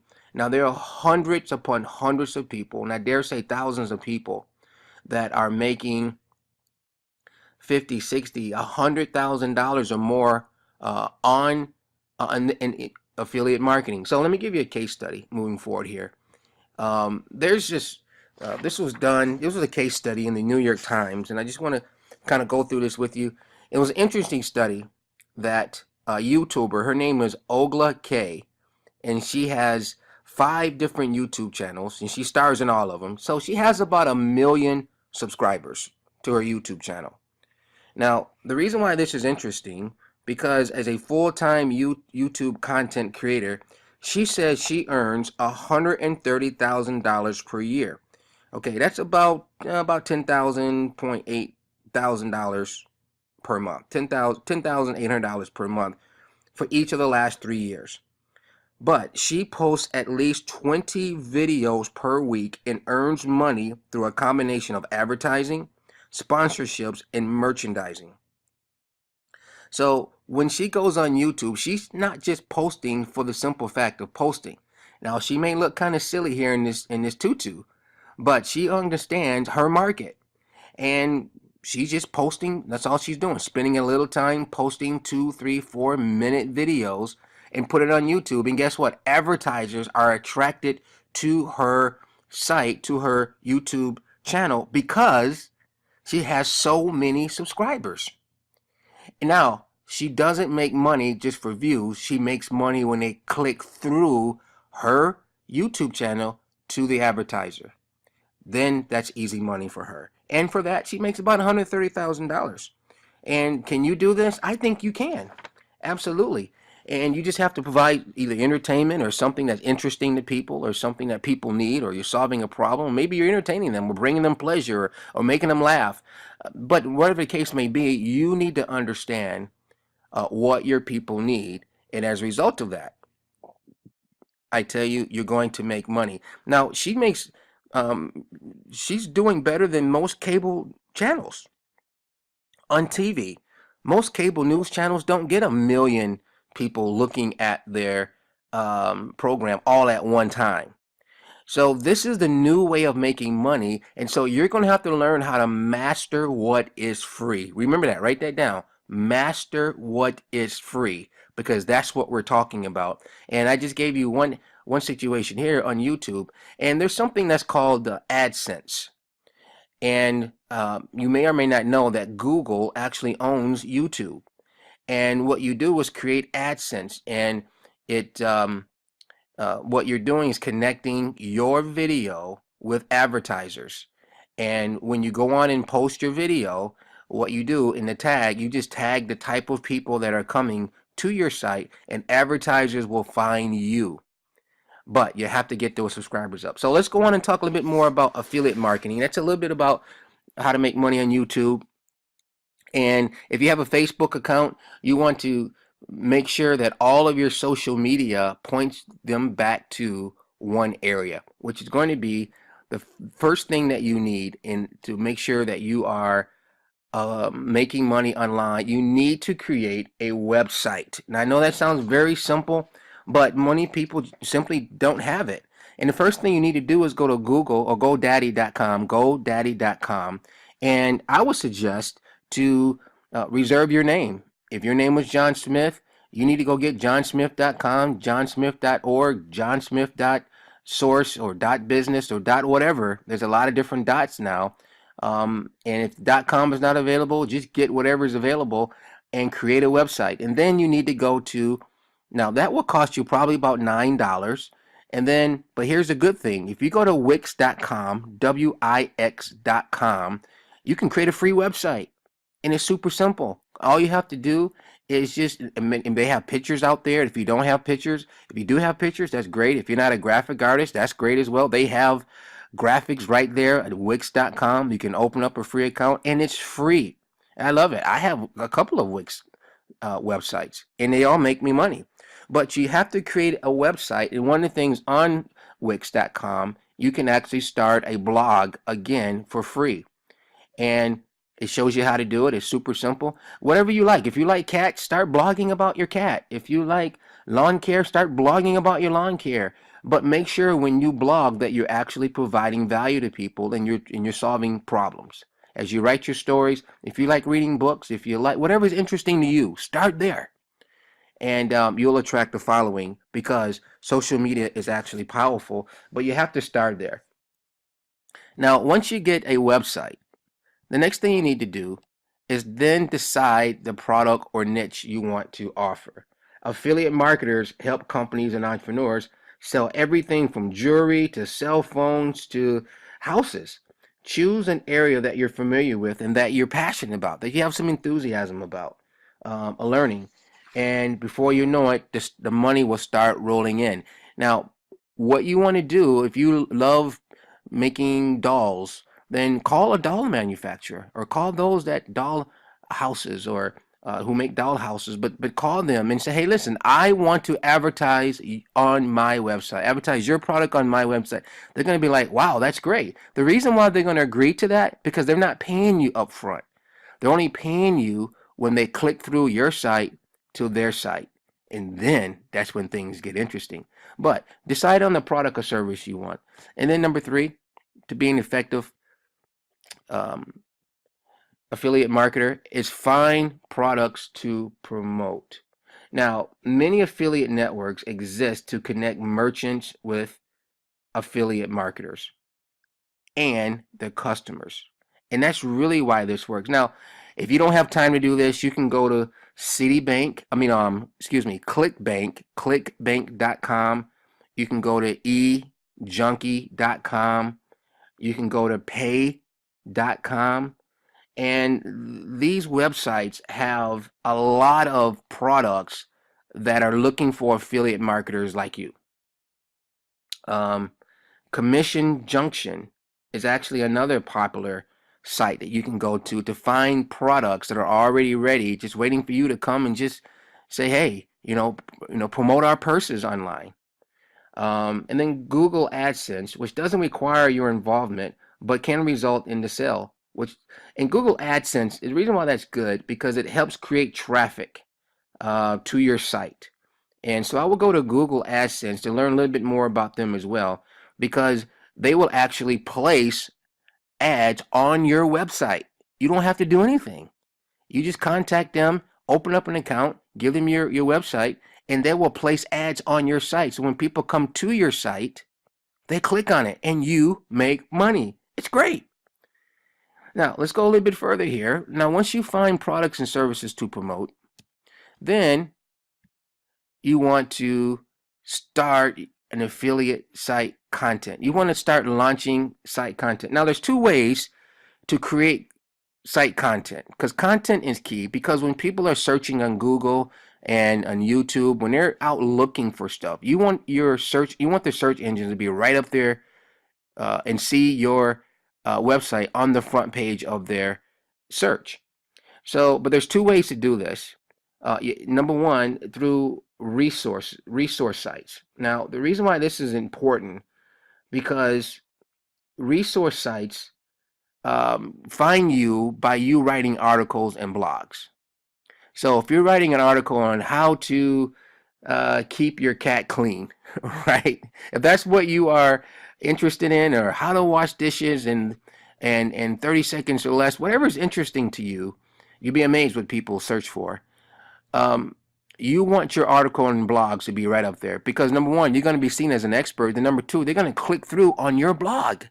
Now, once they click through on your blog, guess what? They're going to see all of the products and the links that you are advertising. They're going to see your Google AdSense. They're going to see your products, your services, the link. And when they click through, guess what? You're making money. But it started with you creating site content. And that's why blogging and writing articles and posting on your website, that's why all of that is key. And then number two, what I call review sites. By that I mean just creating reviews on your website will attract traffic. So if you get a new cell phone, go to your website and blog about it. Blog about the new cell phone you got, the pluses, the cons, what you like, what you don't like about it. And that's interesting to people. And not only that, that would put you up towards the top of the Google searches, which will lead to more traffic for you. So now once you have affiliate site content, then you're going to start attracting large amounts of traffic. Now, most people visiting your website or your blog, they're not going to just automatically click through your affiliate links. That's why it's important to have a high count of traffic to your site. And there are several ways that you can attract people to your site. I talked about free advertising, and there are some free advertising sites like Craigslist and US free ads, but there are many different types of affiliate marketing sites themselves where you can go to Craigslist, and if there's something out there that you like, you can advertise that particular product on your site. Again, people click through on your site to that particular product, or eBay, sites like that, you get paid. That's free advertising. I talked about article marketing, right? Writing how-to articles attracts a lot of people. People go to YouTube for how-to. My daughter wanted to build a dollhouse. She went to YouTube. I was trying to find my encyclopedia. She went right to YouTube, and we found a great YouTube that showed us how to build our first dollhouse. Well, that's the mentality that this next generation is in. Email marketing is great. I love email marketing, or some people call e-marketing. And you create a list. Even if you only have 100 people on your list, you send them an article. Do that once a month or once a week. Don't do it every day. Then you become known as a spammer. But just putting your blog or your article, make it just a few paragraphs and send that out and lead people back to your website. That's e-marketing. You can go to constantcontact.com, constantcontact.com. Again, you can open up a free e-marketing account, and you can start blasting out your newsletter immediately. But these are just some things that you can do to start making money online right now. This is just a baseline. Later on, we're going to talk about Facebook ads and how you can make money from there. But this will actually get you started. And I look forward to you learning more about online revenue, income generating opportunities right there online at home on your computer, where you're starting now to make a lot of money. I look forward to learning more about your vision.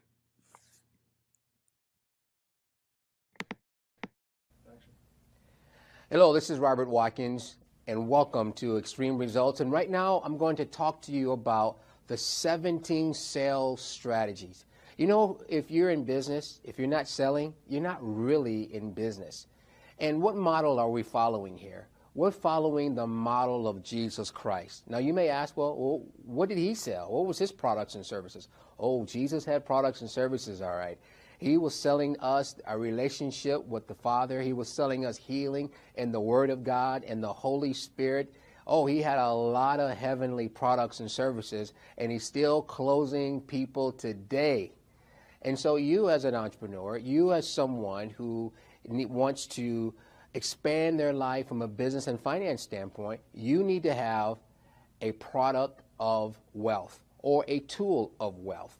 And whatever that tool of wealth is, maybe it's a book, or maybe it's a recipe, or whatever, fried chicken, or whatever your tool of wealth is, whatever your service is, whatever your product is, if you're not selling, you're not really in business. And so we want to use some biblical strategies to teach you how to sell. Absolutely. Pastors sell every day. They're trying to get people to come to church and get people to come to the altar and people to get born again. They're selling.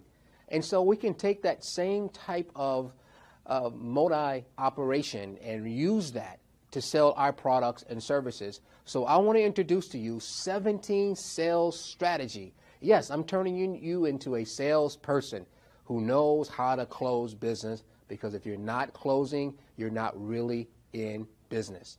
So get your pen and pad ready, and let's get ready to start selling.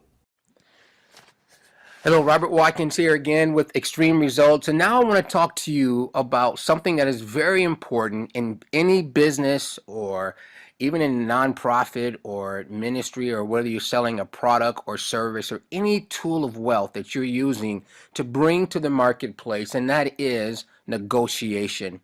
And we have to become masters at the art of negotiation if you want to move your company, your ministry, your product, your service ahead. And so I want to talk to you about some things that you need to understand to make sure how to get past no, how to get past yes, and to ensure that you close. And so I want to talk to you about negotiation. And the first premise that I want you to understand is that in business, you don't get what you deserve, you get what you negotiate. And let me say that again, in business now. You don't get what you deserve, you get what you negotiate. And this can be applied to a lot of things that happen in life. And I want to talk to you about becoming a master negotiator so you always know how to get what you need. Now, as a leader, everything rises and falls with leadership. And so I'm not talking about compromise, I'm not talking about manipulation, I'm simply talking about principled negotiation. And I want to show you how to do that here in a very few steps. And so that the premise here is to make sure you get what you need to move forward. So let's go a little bit further. Let's talk about, first of all, the 10 steps that you need to know before you get to the negotiation table. And the first thing you need to do is really know yourself. How far are you willing to go? You need to understand that before you go into the meeting, or before you get on a conference call, or before you get to the negotiation table, before you go in and buy a car. You need to know how far you're willing to go. And then secondly, do your homework.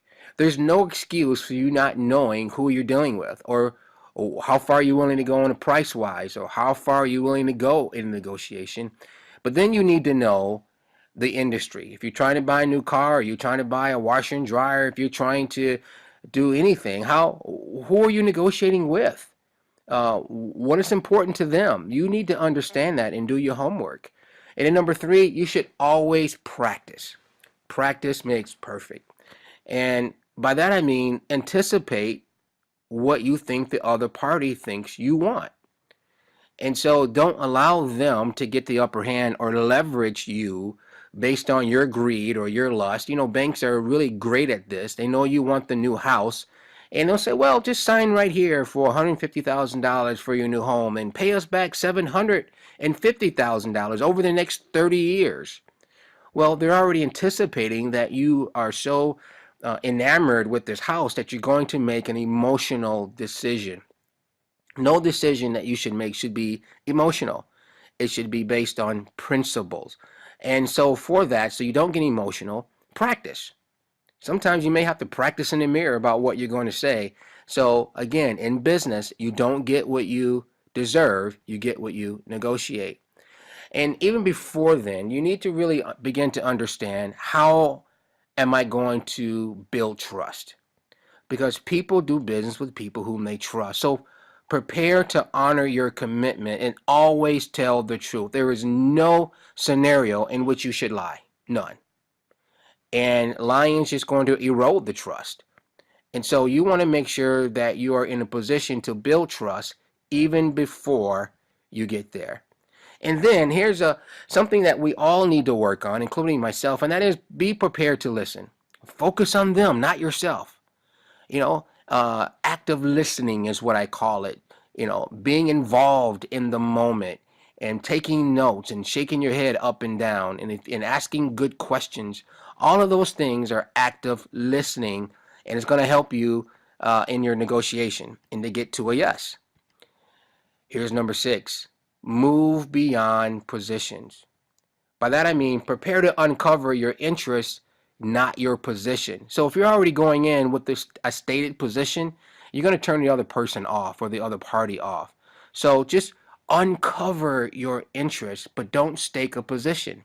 And I see this a lot with young people who go in and say, I'm only going to pay XYZ, or unless this happens, nothing is going to happen. Well, you're staying in a position, and the other party will probably walk away. Here's something else you need to know before you negotiate is know your power. Don't assume the other party is all powerful. If you're going to negotiate for a car, if you're going to try to get a new van for your church, or you're trying to negotiate to get office supplies for your company, don't assume that Office Depot, or don't assume that the dealership has the power. You know what? You have the power, especially if you're the one buying. You can dictate terms on how you want it to go because they want your money. So know your power. By that I mean always be prepared to walk away from any relationship, any negotiation, and as long as the other party knows that, you'll maintain your leverage and your power. And then do something what I call, before you get to negotiation table, know your BATNA. By that I mean it is the best alternative to a negotiated agreement. So what are your options? And again, can you always walk? But know your alternatives to any type of agreement. So know your alternatives. If there's always options, because the other side is going to make you think they're the only option. No, there's always other options, and don't be afraid to communicate that. Here's number 9. Know what a win looks like. Define what that win looks like. Define it before you go in. So ask yourself this question: what is the best scenario for everyone? Not just yourself, but the other party you're negotiating. You want to have all of these questions answered before you get to the table. Then number 10, enjoy the process. Negotiation is a process. It's not an event. It's a time to build relationships, and relationships can be difficult sometimes on the front end, but it's good to communicate exactly what you want and always put your best offer first, right? And so negotiation is a process, it's not an event. So now that you are prepared to negotiate, let's take it a little step further, and let me give you 2 steps to getting to the yes. And then I'm going to talk to you about if there is a no, how to uncover from that or recover from that. So let's talk about, first of all, talk about the 2 steps to getting to yes. Now, first of all, separate people from issues. Remember I said earlier, do not make an emotional decisions. Emotions are things like anger and happiness and sadness and depression, and don't make a decision when you're operating one of those emotions. Fight through that. And then secondly, separate people from issues. Listen to their viewpoint. And here's how you really understand and let the other side know that you are with them, by repeating their statement. So they say, well, Mr. Johnson, are you saying that you only want red carpet in your new office building? Now, you may want blue carpet, but if you say, okay, let me understand what you're offering. You're offering me red carpet, correct? That shows them that you are listening to their viewpoint. And then understand their fears and emotions. By that I mean, be empathetic. Put yourself into their shoes. So if they're trying to sell you something, put yourself in their shoes. Maybe they have a wife and kids, or maybe they need money, and so maybe they're negotiating or selling a little bit too hard. Maybe they're a little desperate. But understand whatever they're going through, be empathetic to it. It's going to help you get to a yes. And then secondly, I want you to focus on the interests, again, not your position. Your position is something you decide upon. Your interests are things that caused your decision. You want to communicate that. And you also want to acknowledge and uncover and articulate their interests and then state yours. By that I mean, let them know that you understand their interests, and you do that by repeating it. See, because the reason why this is so important when it comes to negotiation, because you don't want the other side to start stating their position, then you state your position, and then nothing's going to happen. But if you go around to the other side, figuratively speaking, to the table and articulate and be empathetic to their needs and their interests, you're most likely, number one, to build a good relationship, and then eventually you'll find common ground. So let's go a little bit further here. Now let's talk about getting past no. So they say, well, no, Mr. Johnson, no, Dr. Watkins, it's not going to happen. Okay, first of all, don't react to provocations. Step away from the scene, calm down, carefully plan your response. By that I mean, press the pause button and don't respond automatically. Because when you're emotion, you don't want that anger to respond or the sadness to respond or the disappointment or the rejection. We don't want those emotions to respond. We want to respond in a logical, thoughtful manner. So don't respond automatically, because most automatic responses are negative and will only further escalate the situation. Okay, and then getting past no, then step around the obstacles. Don't walk right into them. Now, if the other side says, well, your price is too high and you have some negatives on the internet, and okay, fine. Use active listening to diffuse negative feelings. By that I mean, if someone posts something bad on the internet about you or your company or your ministry or your nonprofit and it comes up, don't just walk into it. Just listen and shake your hand and acknowledge it. Don't get defensive. Agree where you can, but stand up for your principles as well. So if they see a negative post on the internet about you, say, yes, I realize that it's there. We acknowledge it, but here's the situation. And give them your side of the story based on principles. And then tell them we're people of integrity, we're people of value, and sometimes relationships doesn't always work out. Trust me, everyone understands that. And here's the last thing, getting past no, make it hard for them to walk away by providing and proving that the negotiated agreement is better than any other alternative they have. Bring them to their senses, not to their knees. Right?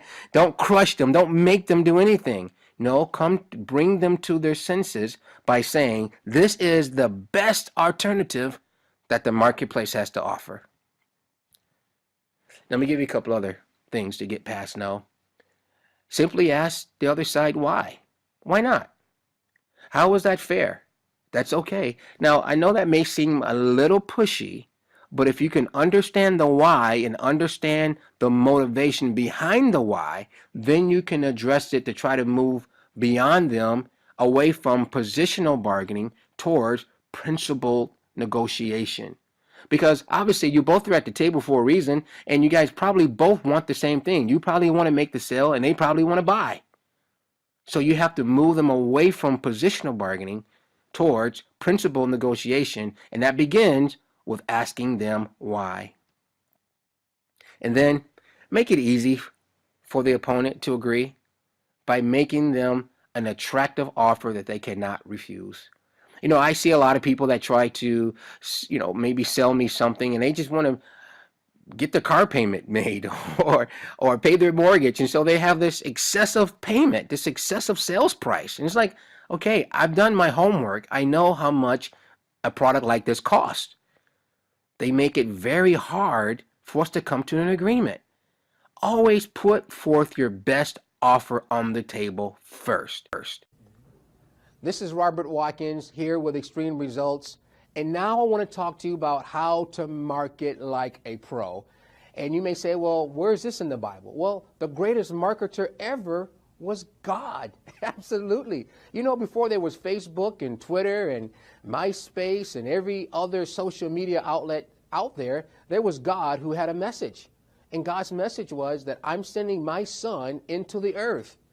And if you don't receive him, there could be consequences. That was God's message. Well, how did he get that message out? Well, he used word of mouth, right? He used the prophets, the seers, the Old Testament calls them. And so God had a great marketing plan, and now billions of people now have received God's plan because of God's marketing plan. Well, in business, we understand that marketing makes you money. There's a reason why McDonald's spends hundreds of millions of dollars, and Home Depot and Fortune 100 companies spend hundreds of millions of dollars on advertising. Why? Because they are marketing. They're getting their message and their imaging out there, and it's good for business. If you're not marketing, then nobody knows you. If you're not marketing, then you can't stand out. If you're not marketing, then we don't know what it is that you do. We can't buy from you. And so I'm going to give you some tools and some things you can do right now to market like a pro so that you can begin to get your products, your books, your services out there to the masses. So get ready to market like a pro. Hello, this is Robert Watkins, and I want to talk to you about a very important subject now, marketing. as it relates to your business. And the reason why this is so important because marketing makes you money. This is what helps you to stand out, to make you different from your competitors, to let people know that you have a solution to their problems or medicine to their pain, or you can add value to their life or pleasure to their life. But it's all of this is done through messaging, through marketing. And I'm not going to just tell you what marketing is, but I want you to come out of this session with a marketing plan, a strategy, if you will. And that's what this is about. It's what you having a marketing strategy, even a social media strategy. You need to have a social media strategy. Just don't post on Facebook or Twitter or YouTube without having an overall strategy, a plan. I've seen very good professional speakers and authors and companies and entrepreneurs that have lost a lot of credibility because simply because they're on there posting with no real strategy and they lose credibility. There's no filter there. So while they are posting and they think it sounds good to them, but the perception could be completely different. And so you need to have a filter. In this case, we're creating a marketing strategy that is long lasting, that is a part of your system because marketing makes you money. And there's 7 P's that I want to deliver to you for you to understand. And part of your homework is to create a marketing strategy. When I say marketing, I also mean social media marketing. Because what it is, social media is very, very powerful. There's billions of people right now. I think around maybe 5 billion people on Facebook. So it's very powerful. Twitter has billions of people, a couple of billion people on Twitter right now as you listen to this. And so you want market share. And how do you get that marketing share? It starts with you having a marketing plan. And there's 7 P's that you need to have to this plan that I'm going to present to you. And I'm going to present it to you in a very practical way, very simplistic way, so you can walk away and actually create a plan. And I want you to send this plan to me, your marketing plan, not your sales plan, not your sales goals and how many units you're going to sell or how many books you're going to sell or how many blankets you're going to sell. We're not interested in that right now. We're interested in bringing awareness to what you're doing so that people eventually can follow you and eventually and buy from you. So I call this a 7P plan. And before we get there, there's a term I want you to understand, and it's called marketing mix. And marketers understand this, whether they're internet marketers or product marketers or chief operating officers. We're always talking about marketing mix. And it's this choosing what is the best way or what is the best choice possible that will allow us to accomplish our company goals and gain a competitive edge. It's a marketing mix. And that's what we're discussing. And that's what I want you to learn in our time today is what is your marketing mix? A part of my marketing mix as an educator, as an entrepreneur, as someone who owns a finance company and books and consulting and speaking engagements and all the great things that I do, there has to be a marketing mix so that I don't get caught up in the clutter. And that's why marketing is so important, so you don't get caught up in the clutter. So you can separate yourself from others and so that you can be successful. So what is marketing? Marketing, according to the American Marketing Association, this is the official definition. Marketing is the activity and processes for creating, communicating, delivering, and exchanging offerings that have value for customers, clients, partners, and society at large. You need to have this in mind because as we talk about your target market, you also want to keep in mind the society at large. Why? Because whatever you're putting out there in the public domain, especially on the internet, in most cases is permanent. Even though you may delete it off of your computer or off your page, it's somewhere out floating around and it may be there for a long time. So marketing is important. It is the activity of processing for creating. Now, what does that mean, creating? It means you're producing something. You're taking something, nothing, and creating something. You're creating something and you're communicating. Even right now, I'm communicating to you and you are delivering. A lot of people think whatever you're out there promising, you've got to deliver, right? And then there's an exchange between the money that your potential client has for the service that you have. So if you're not creating, communicating, and delivering and exchanging, then you're not effectively marketing.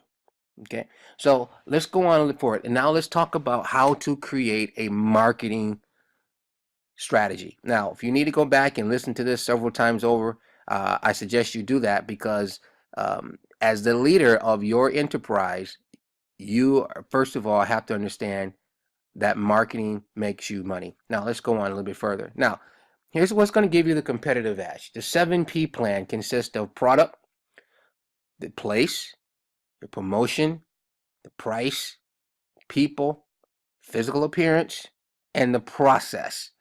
All of this has to go into your marketing strategy. Every one of these elements are important, vitally important. If you leave one out, then you're not going to be effective. If you leave one out, your competitors will surpass you. If you leave one out, you're not going to stand out. You're going to get caught up in the clutter. So let's deal with the first one is product. Now, your product needs to satisfy a need or a want of your target market. It has to do one of those two things. Either you're satisfying a need or you're satisfying a want. Either you're, and let me just break it down. Either your product is solving a problem or it is delivering to a pleasure. It's one of those. And you see here, you see water. Well, everybody needs water, but does everybody need potato chips? No. Does some people want potato chips? Yeah. Um, so marketing sometimes creates a want, and sometimes your product you market and let people know that you are solving a problem, but it's one or the other. People are either buying a product because they want it to solve a problem, like Comet Cleanser. If you have a dirty sink, you need Comet Cleanser, right? So you go buy that Comet Cleanser, you spend $2 to solve that problem. Or you go to the grocery store and maybe you get uh, Quaker Oats because you like oatmeal in the morning, right? And so Quaker Oats has to spend a lot of time marketing and communicating the benefits of their product, why you should have it in the morning. But the product, it does that. It just satisfies the need and wants of your target market. So you want to make sure that your product is either doing one or two things before you start to communicate what it is that you have. Also, a part of your marketing strategy is the place. Now, the place is important because the place makes the product conveniently available to the target market, consistent with their purchasing pattern.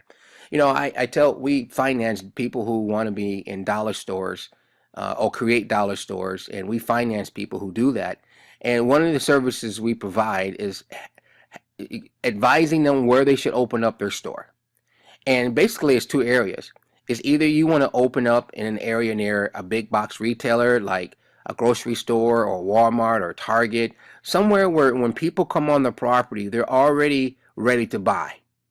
Their psychology is already prepared to spend money. Their behavior normally on that property is to spend money, and they come with credit cards and cash in hand. You want to be on that property somewhere. You want to be somewhere in that vicinity. You don't want to just be out in the middle of nowhere where you have to spend a lot of advertising dollars to attract people to where you are. No, you always want to be somewhere where people are already used to spending money.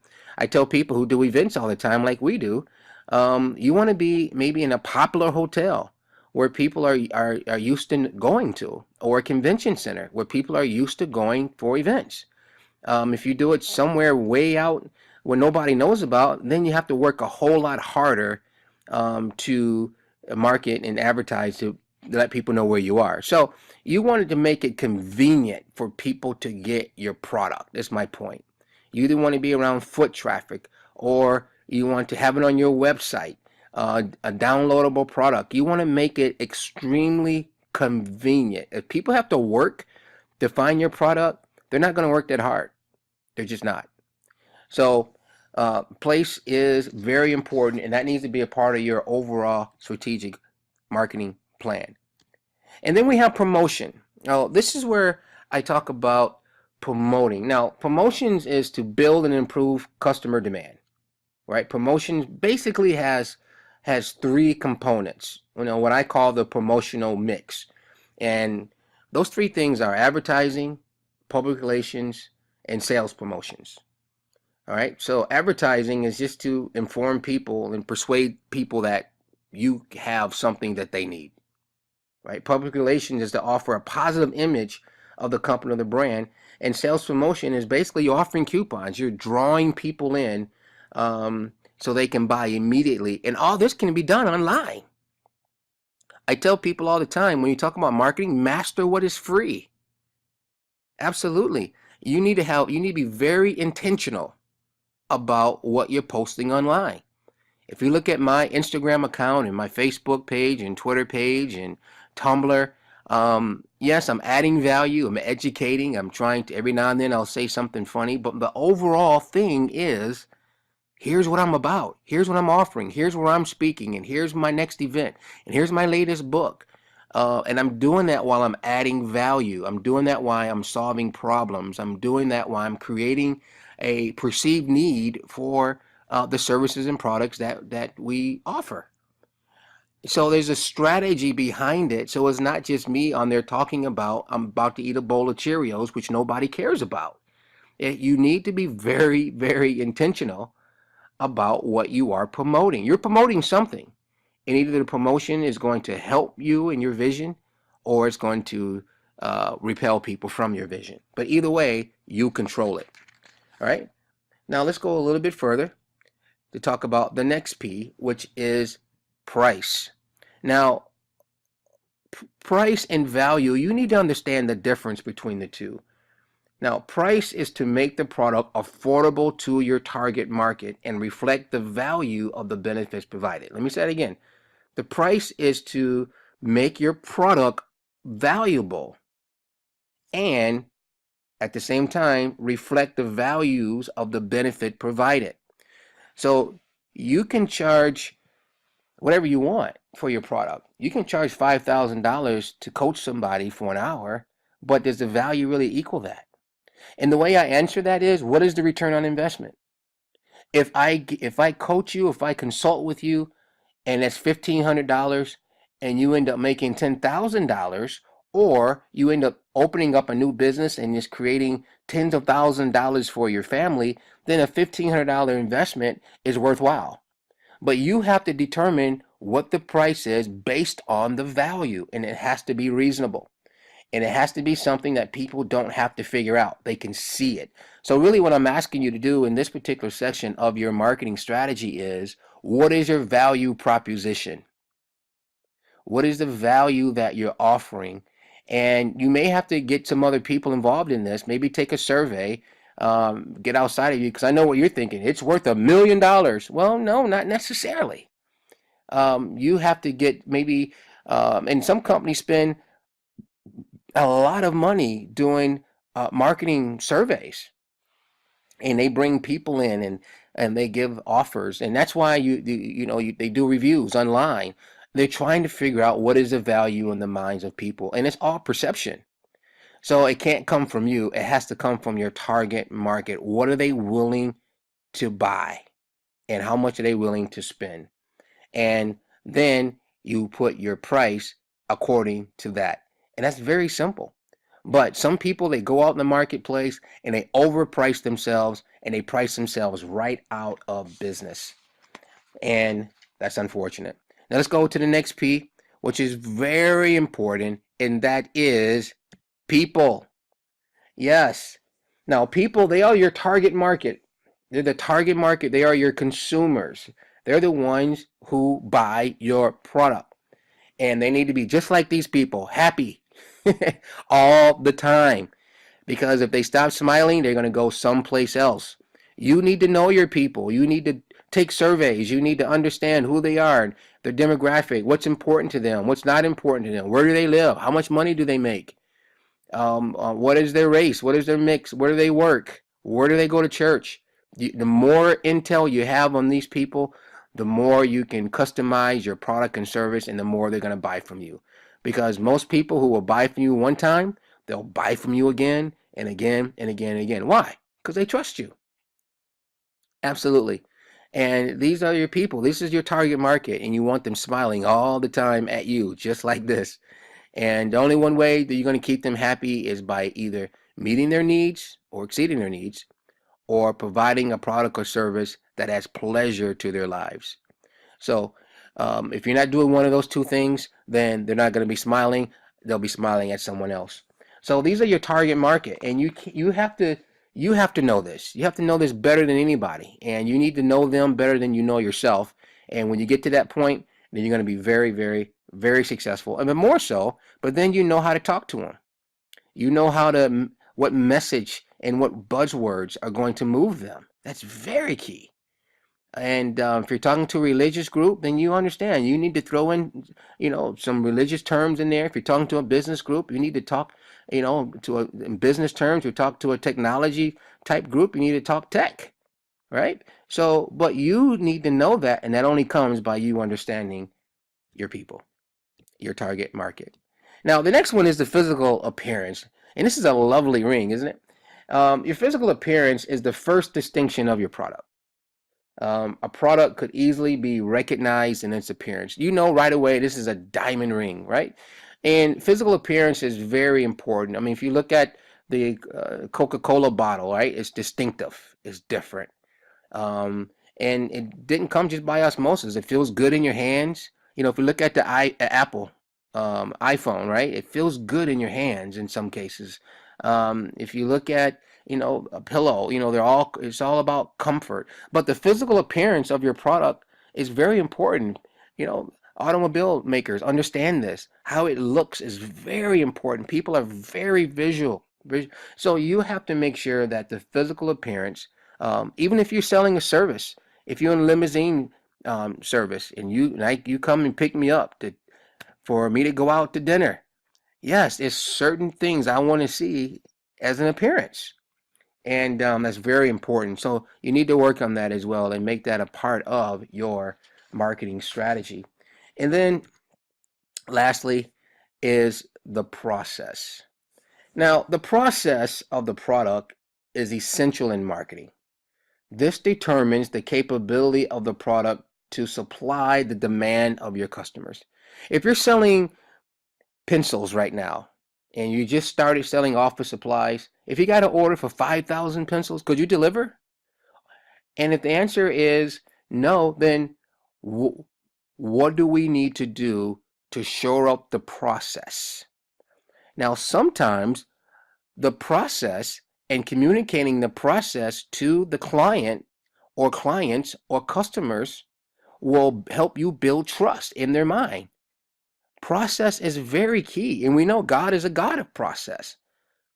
So especially with a tangible product, if you're selling a book, for example, who's gonna print the book and who's gonna deliver it, and are you gonna take it to the post office, or is somebody gonna come pick it up? All of these things need to be down in a systematic way under process, because process is absolutely key. So these 7 P's, the product, the place, the promotion, the price, the people, the physical appearance, and the process all needs to be a part of your marketing strategy.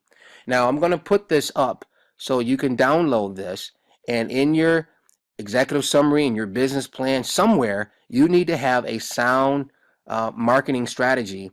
And we're going to talk about social media strategy a little bit later, but right now, start here with the 7 P's to marketing success. I look forward to learning more about your vision. God bless. Hello, this is Robert Watkins again with Extreme Results. And now I want to talk to you about opening a business or starting a business. And I want to come to you like Vince Lombardi when he came into the locker room of a room full of professional football players. And he said, gentlemen, this is a football. He didn't take anything for granted because we're losing. And we got to go back to the basics. And that's what I want to talk to you about. It's going back to the basics of business.